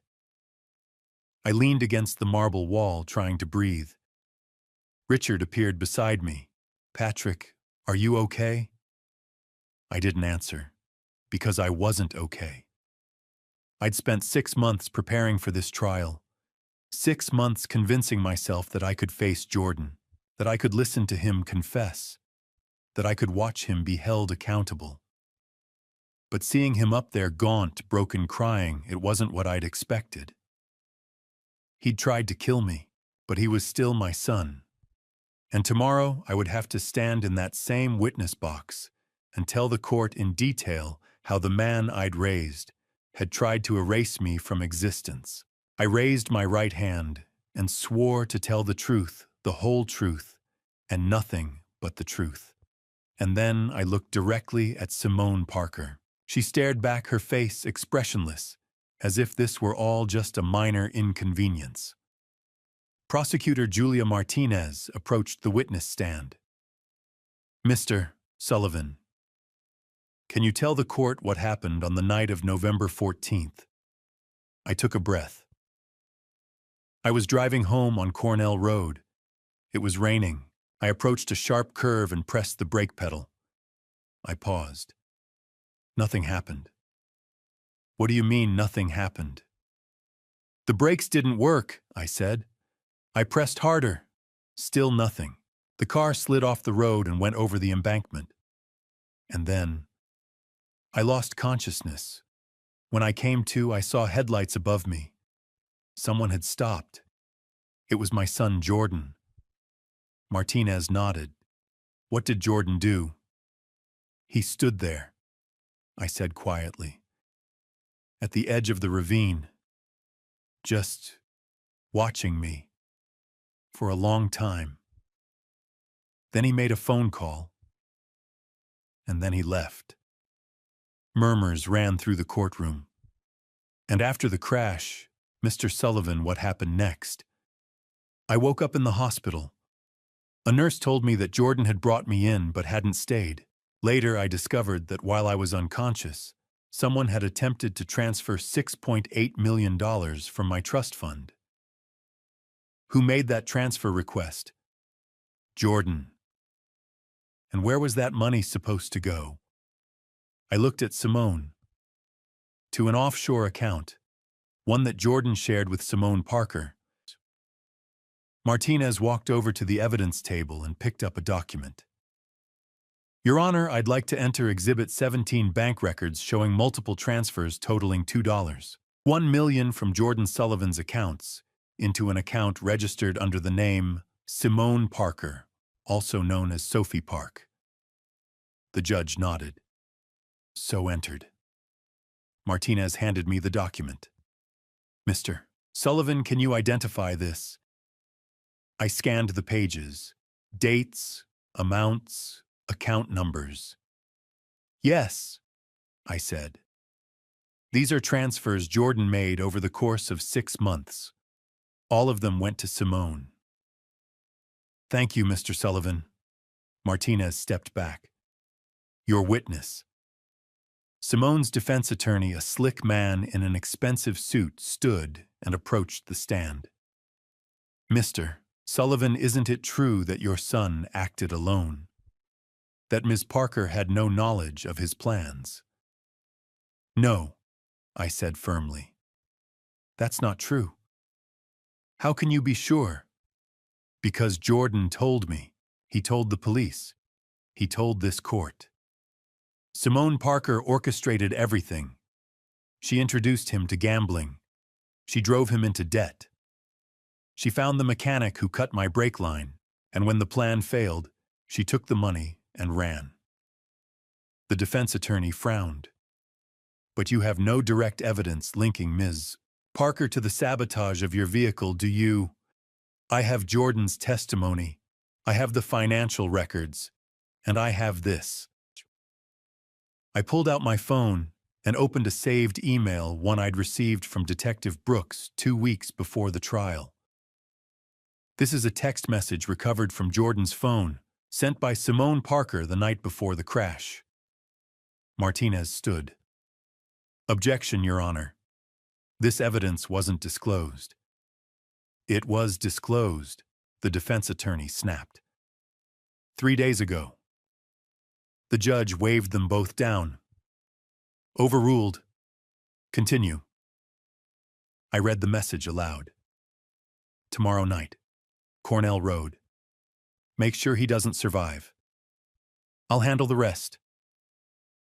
The courtroom went silent. The defense attorney's face went pale. He had no rebuttal.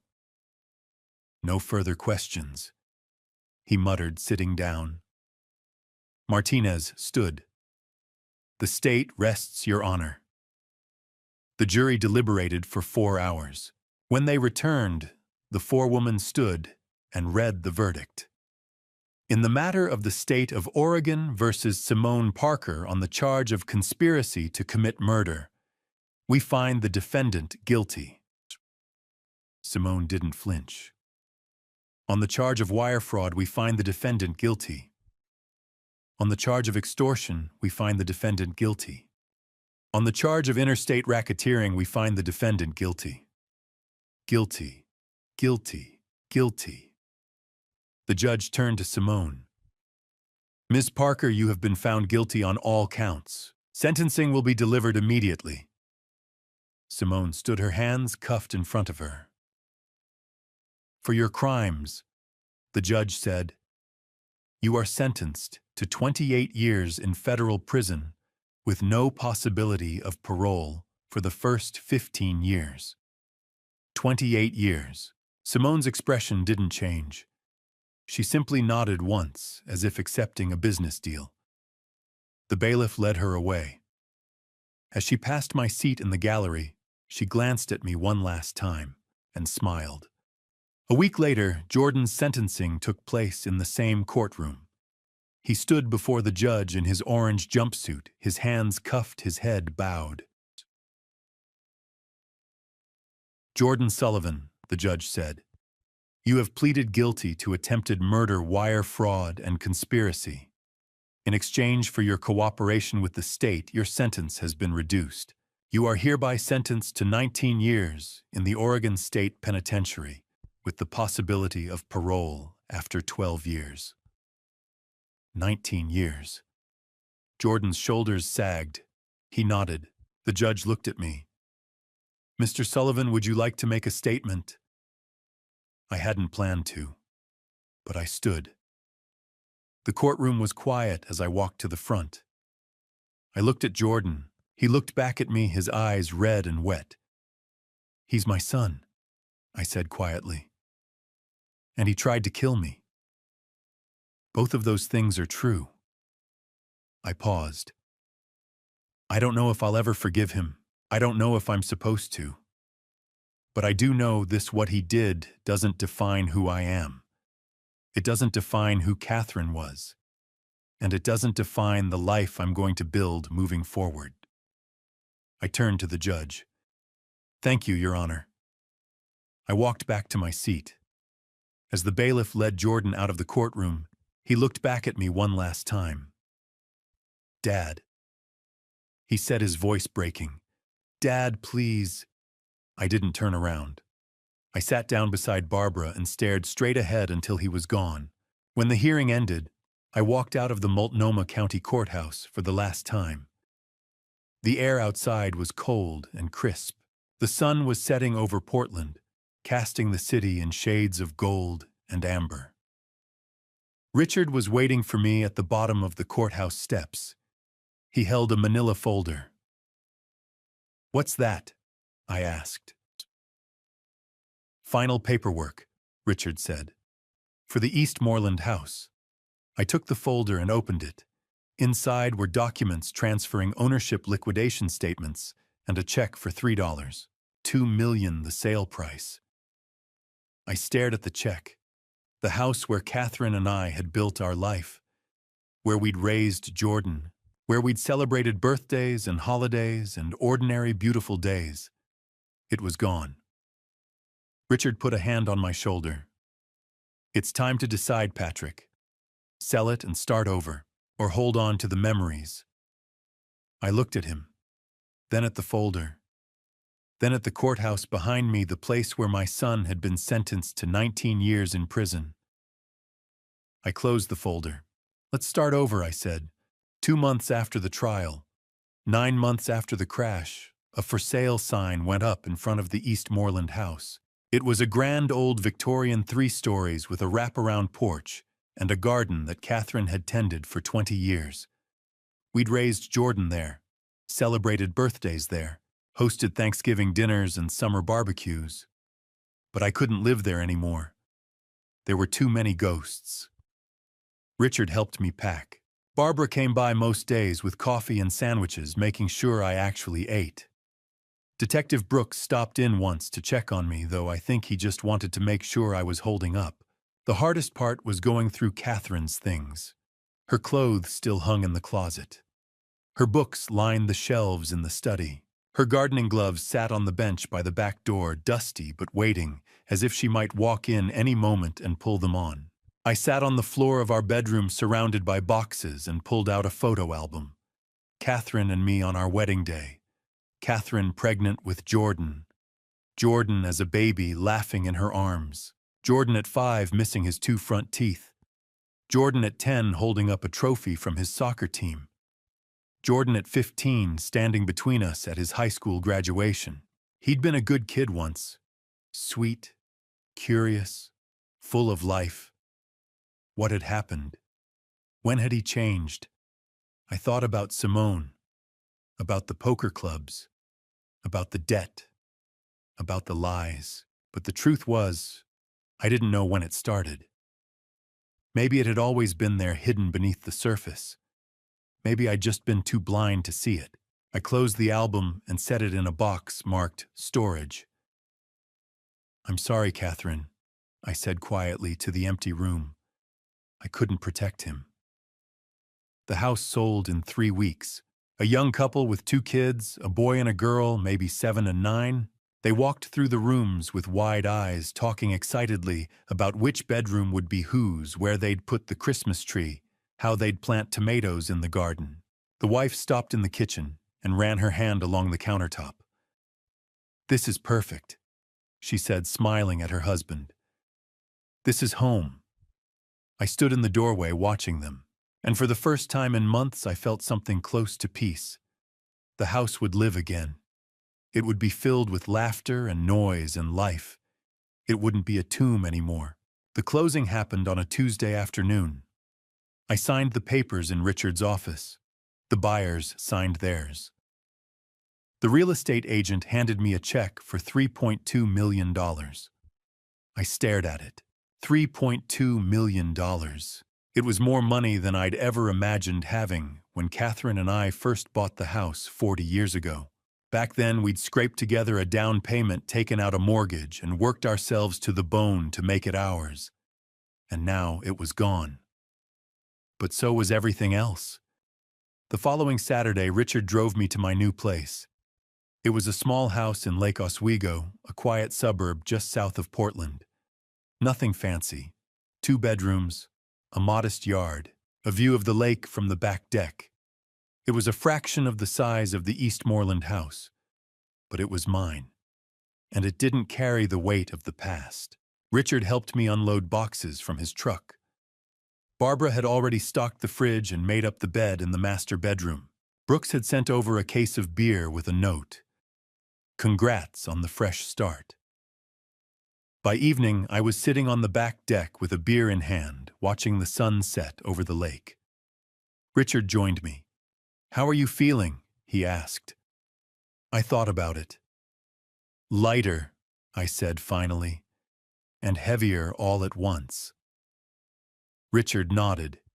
He didn't need me to explain.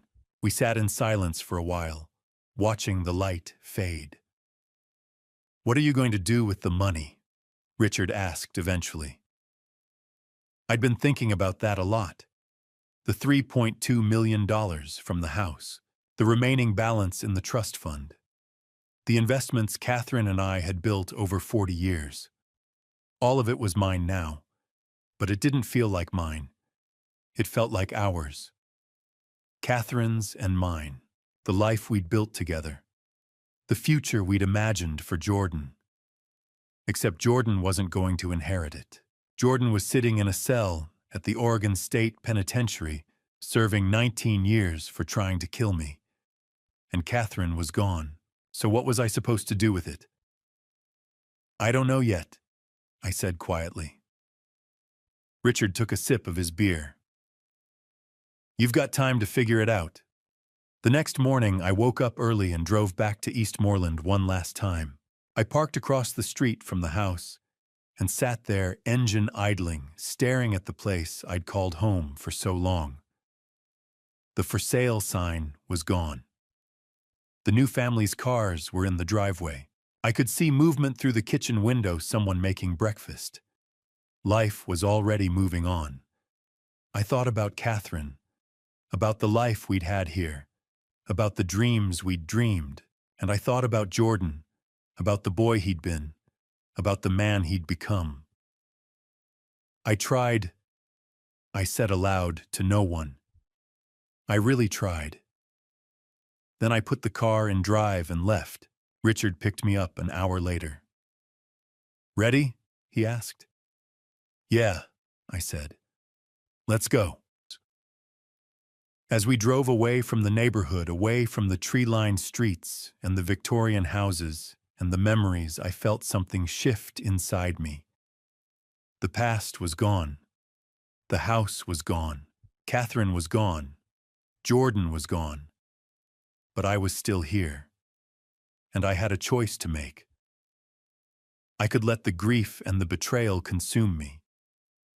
Or I could build something new, something that honored Catherine's memory, something that meant more than money in a bank account. I looked at Richard. "Selling the house was the easy part," I said quietly. "What's the hard part?" Richard asked. I stared out the window at the passing landscape. "Figuring out what to do with the money Catherine and I spent 40 years building," I said. "Now that the son we built it for is going to be behind bars for the next decade." Richard didn't have an answer. Neither did I. Not yet. But I knew I'd figure it out, because that's what Catherine would have wanted. 1 year after the crash, I moved into the house in Lake Oswego. It was small, modern, peaceful. 2 bedrooms, an open kitchen, and a back deck that overlooked the lake. The walls were painted a soft gray. The floors were hardwood, clean and new. There were no ghosts here. No memories of Catherine cooking Sunday dinners. No echoes of Jordan's laughter as a child. Just silence and space and the possibility of something new. I unpacked slowly over the first few weeks. Barbara helped me arrange furniture. Richard installed shelves in the study. Detective Brooks stopped by with a housewarming gift, a bottle of scotch, and a note that said, "For the hard days." There would be hard days. I knew that. But there would also be good ones. I built a routine. Every morning I woke at 6 and walked around the lake. 3 miles. Sometimes I'd see other walkers, retirees, dog owners, people who nodded politely, but didn't ask questions. I liked the anonymity. I liked being just another man taking a morning walk. After the walk, I'd make coffee and sit on the deck. I'd watch the light change over the water and listen to the birds. Then I'd work. Henry Blackwell had offered me a consulting position with his real estate firm, part-time, flexible hours, no pressure. I'd hesitated at first, but Henry had insisted. "You need something to do, Patrick," he'd said. "Something that isn't grief." He was right. So I worked. 3 days a week. Project management, contract reviews, nothing too demanding. Just enough to keep my mind sharp and my days structured. In the afternoons, I gardened. I planted tomatoes, basil, and lettuce in raised beds on the side of the house. I wasn't as good at it as Catherine had been, but I tried. And there was something meditative about digging in the soil, pulling weeds, watching things grow. On Thursdays, I went to therapy. Doctor Emily Grant was a trauma specialist in her 50s, calm, patient, no nonsense. She didn't try to fix me. She just listened. "How are you sleeping?" she'd ask. "Better," I'd say. And it was true. The nightmares were less frequent now. I could drive without flinching. I could think about Cornell Road without my chest tightening. "And how are you feeling about Jordan?" That question was harder. "I don't know," I'd say. "Some days I'm angry, some days I'm sad, some days I don't feel anything at all." "That's normal, doctor," Grant would say. "Grief isn't linear, and neither is trauma." I nodded. I understood that intellectually, but understanding it and living it were two different things. At home, I kept the space simple. There were no family photos on the walls, no reminders of the life I'd had before, except for one. On the mantel above the fireplace, I kept a single framed photograph. Catherine and me on our wedding day. We were young, hopeful, smiling like we had the whole world ahead of us. I looked at that photo every day, and I talked to her sometimes when the house was quiet. "I'm trying," I'd say. "I'm really trying." I didn't keep any photos of Jordan. I couldn't. Not yet. Maybe not ever. On a Thursday evening in late November, 10 months after the trial, 1 year and 2 weeks after the crash, I was sitting on the couch reading a book when my phone rang. I glanced at the screen. Unknown number. I almost didn't answer. Telemarketers, probably. Or a wrong number. But something made me pick it up. "Hello." There was a pause. Then a robotic voice. "You have a prepaid call from..." A brief silence, then a human voice. Familiar. Strained. "Jordan Sullivan." My breath caught. The automated voice continued. "To an inmate at Multnomah County Jail. This call will be recorded and monitored. To accept this call and agree to the charges, press 1. To decline, press 2. I stared at the phone. Jordan, calling me. For the first time in 10 months. My finger hovered over the screen. Press 1, press 2. I could hear my own heartbeat. I hadn't spoken to Jordan since the trial, since he'd stood in that courtroom and said, "Dad, please," and I'd walked away without looking back. I'd told myself it was over, that I'd closed that chapter, that I didn't owe him anything. But now, hearing his name through the automated recording, I felt something crack open inside me. What did he want?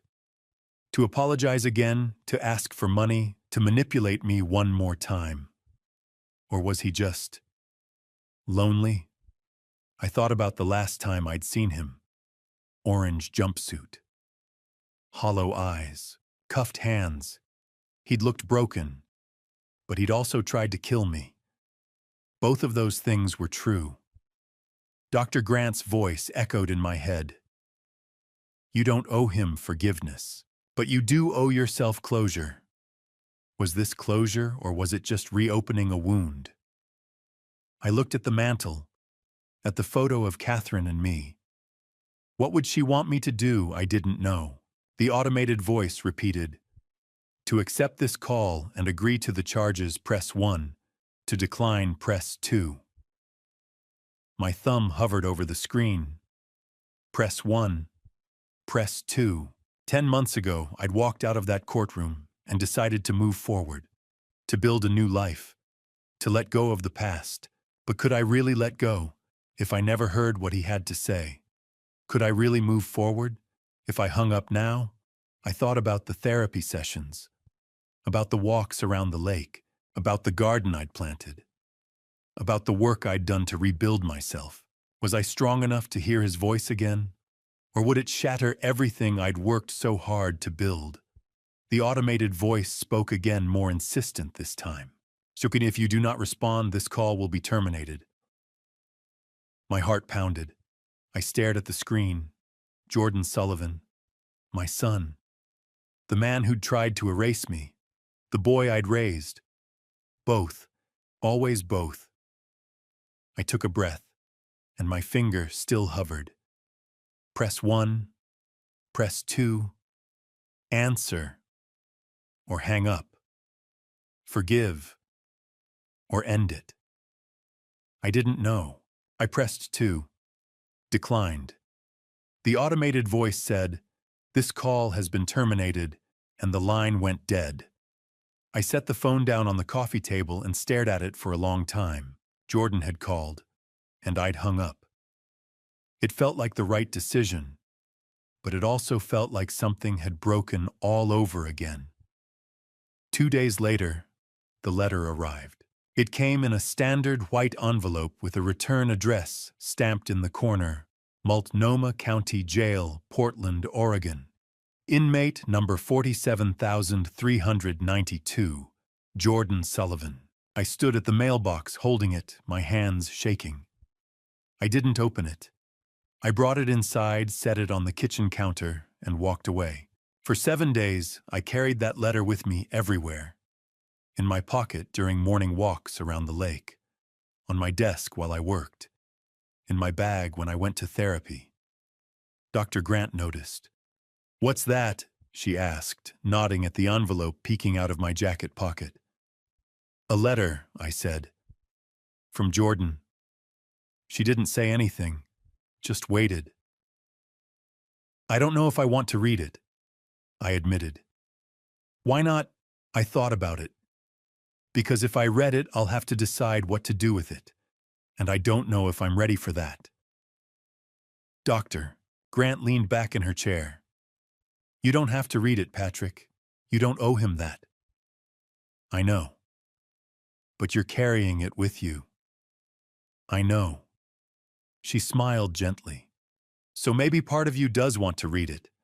Or maybe part of you just wants to decide what to do with it on your own terms." I nodded slowly. On the 5th night, a storm rolled in over Lake Oswego. Rain hammered against the windows. Wind rattled the trees. The temperature dropped, and I lit a fire in the fireplace for the first time since moving in. I sat on the couch, a glass of scotch in one hand, and stared at the envelope on the coffee table. Inmate number 47,392, Jordan Sullivan, my son. The man who'd tried to kill me. Both. Always both. I picked up the envelope. The paper was thin, institutional. I could feel the weight of the pages inside, maybe 2, maybe 3. I turned it over in my hands. What did he want to say? Was it an apology? A justification? A plea for money? Or was it just words I thought about the trial? About Jordan standing in that courtroom crying, saying, "Dad, I'm sorry. I'm so sorry." I'd walked away, and I'd told myself it was over. But if it was over, why was I still holding this letter? I took a breath, and I opened it. The handwriting was Jordan's. I recognized it immediately, the slanted cursive, the way he looped his Y's and G's. It was the same handwriting I'd seen on birthday cards and school assignments and notes left on the kitchen counter. "Dad, I don't expect you to forgive me. I don't even know if I deserve to ask. But I need you to know." I stopped. I stared at the words. I need you to know. And suddenly I realized I didn't need to know. I didn't need to know why he did it. I didn't need to know if he was sorry. I didn't need to know if Simone had manipulated him, or if he'd been desperate, or if he'd ever really loved me at all. I didn't need any of it, because knowing wouldn't change anything. It wouldn't undo the crash on Cornell Road. It wouldn't bring Catherine back. It wouldn't give me back the years I'd spent raising a son who tried to kill me. All it would do was pull me back into his orbit, back into the grief and the anger and the endless, exhausting question of why. And I was tired of asking why. I looked at the fireplace, at the flames dancing over the logs. I thought about Catherine. What would she want me to do? For a long time that question had haunted me. What would Catherine say? What would Catherine think? How would Catherine handle this? But sitting there holding that letter, I realized something. Catherine wasn't here, and I couldn't keep asking her for permission to move forward. I had to decide for myself. I stood up, walked to the fireplace, and held the letter over the flames. For a moment I hesitated. This was it. The last thread connecting me to Jordan. If I burned this letter, I'd never know what he wanted to say. I'd never know if it was an apology or an explanation or just another manipulation. But maybe that was okay. Maybe I didn't need closure from him. Maybe I just needed to close the door myself. I let go. The letter fell into the fire. The edges curled and blackened immediately. The ink bled and smeared. Jordan's handwriting. "Dad, I don't expect you to forgive me," dissolved into ash. I watched it burn. The flames consumed the paper page by page, word by word, until there was nothing left but smoke and ash. And as the last corner of the letter crumbled and floated up the chimney, I felt something I hadn't felt in a long time. Peace. Not happiness. Not joy. Just peace. I sat back down on the couch and finished my scotch. The fire crackled. The rain pounded against the windows. And I sat there in the warm glow of the flames, feeling lighter than I had in months. I didn't need to forgive Jordan. I didn't need to understand him. I didn't need to carry his guilt or his pain or his regret. I just needed to let go. And I had. The next morning, I woke up early and took my usual walk around the lake. The storm had passed. The air was crisp and clean. The water was calm. I walked the full 3 miles without thinking about Jordan once. When I got home, I made coffee, sat on the back deck, and watched the sunrise. And I realized something. Forgiveness wasn't something I owed anyone. Not Jordan, not society, not even myself. For so long, I'd thought that healing meant forgiving. That moving forward required me to let go of my anger, to find peace with what had happened, to somehow reconcile the man my son had become with the boy I'd raised. But that wasn't true. Healing didn't mean forgiveness. Healing meant choosing to move forward. It meant waking up every morning and deciding that today I would build something new. Today I would take a walk. Today I would work in the garden. Today I would live. Not for Jordan, not for Catherine, for myself. I finished my coffee and went inside. On the mantel, the wedding photo of Catherine and me still sat in its frame. I looked at it for a long moment. "I'm okay," I said quietly. "I think I'm finally okay." And for the first time since the crash, I believed it. The morning after I burned Jordan's letter, I drove to Lincoln Memorial Park. I brought white lilies, Catherine's favorite. It was the first time I'd visited her grave since before the crash. For over a year, I'd avoided it. Not because I didn't want to see her, but because I was ashamed. Ashamed that I'd let our son try to kill me. Ashamed that I hadn't seen it coming. Ashamed that I'd survived when she hadn't. But that morning, a clear, beautiful summer morning, exactly 1 year after the crash, that had changed everything, I finally went. The cemetery was quiet. The paths were lined with old oak trees, their branches casting dappled shadows on the ground. Birds sang softly. The grass was green and well kept. I walked slowly carrying the lilies until I reached her grave. The headstone was simple, gray granite, understated, just the way she would have wanted. Catherine Sullivan, beloved wife and mother, 1964 to 2023. I knelt down and placed the lilies at the base of the stone. "Hi, Catherine," I said quietly. "Sorry it took me so long." I sat down on the grass beside her grave, my legs crossed, and for a long moment I just sat there in silence. Then I started talking. "I don't know where to start," I said. "So much has happened. And I've been avoiding you, because I didn't know how to tell you." I took a breath. "Jordan cut the brake line on my car," I said. "He stood at the side of Cornell Road and watched me crash. He tried to kill me, Catherine. Our son tried to kill me." My voice cracked. And I keep asking myself, what did we do wrong? Where did we fail? How did we raise a boy who could do something like that? The wind rustled through the trees. "But you'd tell me we didn't fail," I continued. "You'd tell me it was his choice, that people make their own decisions, that we loved him the best we could." I nodded as if she were sitting there beside me. There was a woman, I said. Simone Parker.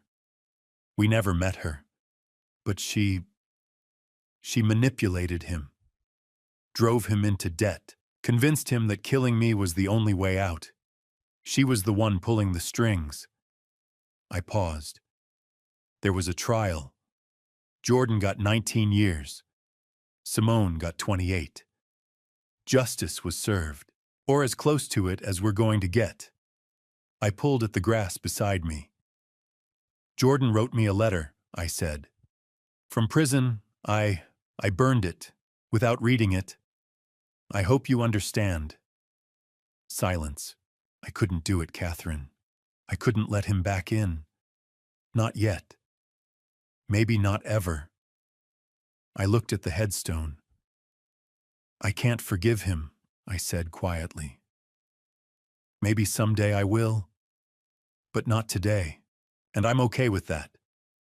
The sun was warm on my back. I sold the house, I said. Eastmoreland. I couldn't stay there. Too many ghosts. Too many memories. I smiled faintly. I got a place in Lake Oswego, small, quiet, right on the lake. It's peaceful. You'd like it. There's a garden. I planted tomatoes. They're not as good as yours, but I'm trying. I took another breath. I've been going to therapy. Dr. Grant. She's good. She's helping me work through everything. And I'm working again. With Henry. Just part-time, but it's good to have something to do. I looked up at the sky. I'm okay, Catherine, I said. I really am. It took a long time, and there are still hard days, but I'm okay. And then I told her the most important part. I'm using part of the trust fund, I said. The money Jordan tried to steal. I'm setting up a scholarship in your name. I smiled. The Catherine Sullivan Memorial Scholarship. A $1.5 million endowment for students who need it. Kids from difficult backgrounds. Second chances. The kind of thing you always believed in. My voice grew stronger. Jordan had his chance, I said, and he wasted it. But there are other kids out there, kids who deserve a shot. Kids who'll use it to build something good, to make something of their lives. I looked at the headstone. It's what you would have wanted, I said. I know it is. The wind picked up, rustling the lilies. I'm going to live, Catherine, I said. Really live. Not just exist, not just survive. I'm going to wake up every morning and choose to build something, to be something. For you, for me, for the life we had together. I stood up slowly, brushing the grass off my jeans. I love you, I said. I always will.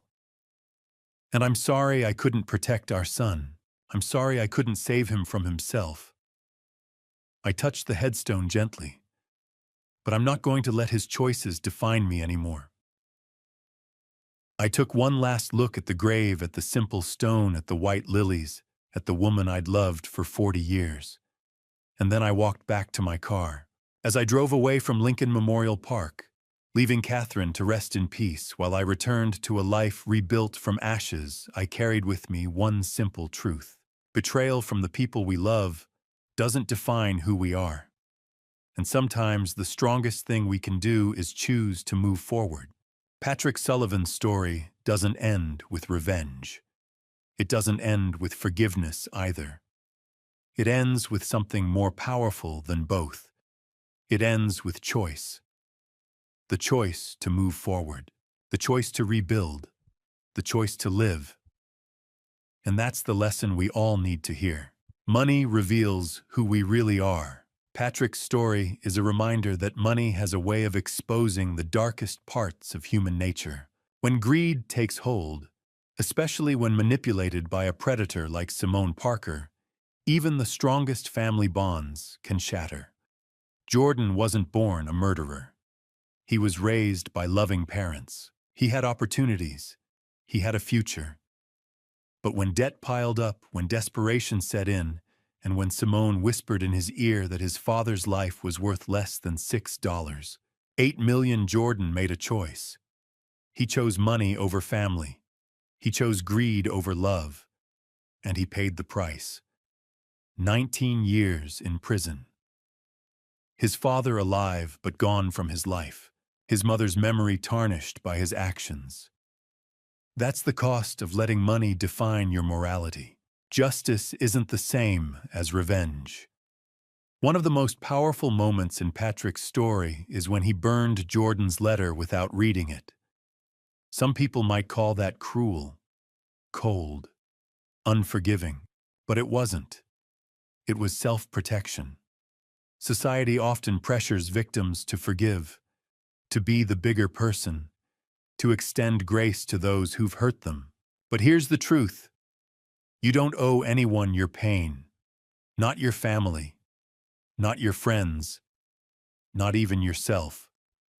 Forgiveness is not a requirement for healing. Patrick didn't need to know what Jordan had to say. He didn't need an apology. He didn't need an explanation. He needed to close the door. And he did. That's not revenge. That's boundary setting. That's survival. Justice was served in the courtroom. Simone got 28 years. Jordan got 19. The law held them accountable. Patrick didn't need to carry their guilt. He just needed to let go. Family isn't always blood. One of the most painful parts of Patrick's story is the betrayal itself. Jordan wasn't a stranger. He wasn't a random criminal. He was Patrick's son, the boy Patrick raised, the child he loved, the future he'd invested in. And that boy tried to kill him. But here's what Patrick learned. Family isn't always the people who share your blood. When Jordan stood at the edge of that ravine and waited before calling 911, he stopped being family. When he tried to steal $6.8 million while Patrick lay unconscious in a hospital bed, he stopped being family. Family is the people who show up when everyone else walks away. For Patrick, that was Barbara Wells, the neighbor who opened her home without hesitation. That was Richard Wade, the lawyer who worked tirelessly to build the case. That was Detective Brooks, the cop who believed him when no one else did. That was Henry Blackwell, the business partner, who stood up at the gala and vouched for his sanity. That is family. And there's no shame in cutting ties with people who see you as nothing more than a resource to exploit, even if they're blood relatives. Turning pain into purpose. The Catherine Sullivan Memorial Scholarship is perhaps the most mature response to betrayal that any of us could hope for. Patrick took the money Jordan tried to steal, the $1.5 million from the trust fund, and turned it into something meaningful. Something that would help others. Something that honored his wife's memory. He didn't hoard it. He didn't spend it on revenge. He didn't let it sit in a bank account, a reminder of everything he'd lost. He turned his pain into purpose. And that's the ultimate form of healing. When someone tries to destroy you, the best revenge isn't destruction in return. It's creation. Build something. Help someone. Leave the world better than you found it. That's what Patrick did. And that's what we all can do. You can start over at any age. Patrick Sullivan is 61 years old. He lost his wife. His son tried to kill him. His home was filled with ghosts. He could have given up.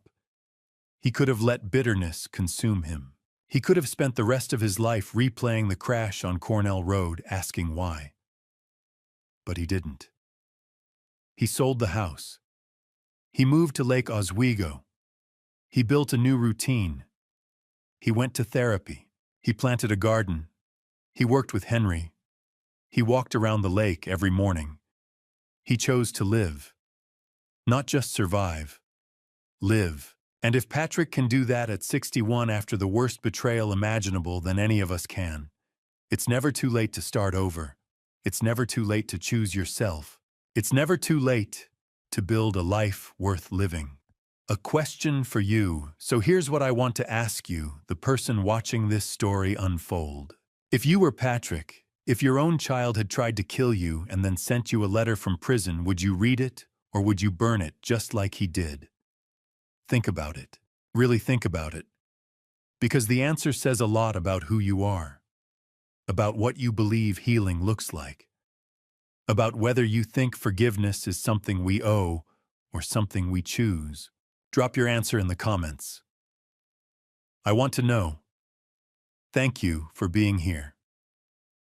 Thank you for following Patrick's journey, from victim to survivor to someone who chose to live again. If this story moved you, if it made you think or feel or see your own life a little differently, please hit that like button. Share it with someone who needs to hear it. Someone who's struggling with betrayal or family drama or the question of whether they're allowed to walk away. And subscribe to this channel for more true stories about family betrayal, resilience, and the messy, complicated business of being human. The final image, picture this. Patrick Sullivan, 61 years old, walking away from Lincoln Memorial Park on a bright summer morning. The sun is warm on his back. White lilies rest on Catherine's grave. His car is parked at the edge of the cemetery. He's walking toward Lake Oswego, toward a small house with a garden, toward a life rebuilt from ashes. He's not running. He's not hiding. He's just moving forward, one step at a time. And that is the strongest thing any of us can do. Looking back at my own story, I see clearly how blind trust and willful silence nearly destroyed everything I'd built over 60 years. Don't be like me, I ignored every warning sign. Jordan's sudden insistence on fixing my brakes 3 weeks before the crash.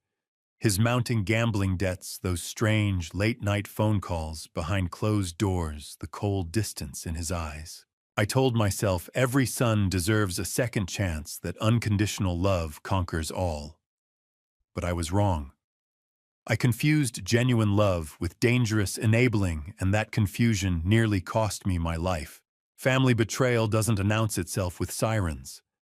It creeps in quietly, disguised as concern, until one rainy November night, your brake pedal goes to the floor on Cornell Road, and your own son stands at the edge of a ravine watching you bleed, calculating whether you'll survive long enough to sign over $6.8 million. The hardest lesson I learned is this: family betrayal is devastatingly real, and money, especially large inheritances, can transform even blood relations into cold strangers.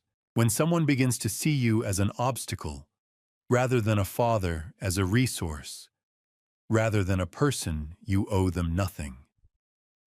Not forgiveness, not money, not time, not even an explanation. Justice is not revenge. Burning that jail letter without reading it was self-preservation, not cruelty. God gave us wisdom to discern real danger, and sometimes protecting yourself means walking away permanently from those who share your name. If you're living through your own family betrayal right now, whether theft, manipulation, elder abuse, or worse, hear me clearly. You are not alone. You are not crazy. And you are not required to forgive to heal. Chosen family friends like Barbara Wells, allies like Detective Brooks and lawyer Richard Wade, partners like Henry Blackwell can be stronger than blood. Turn your pain into purpose.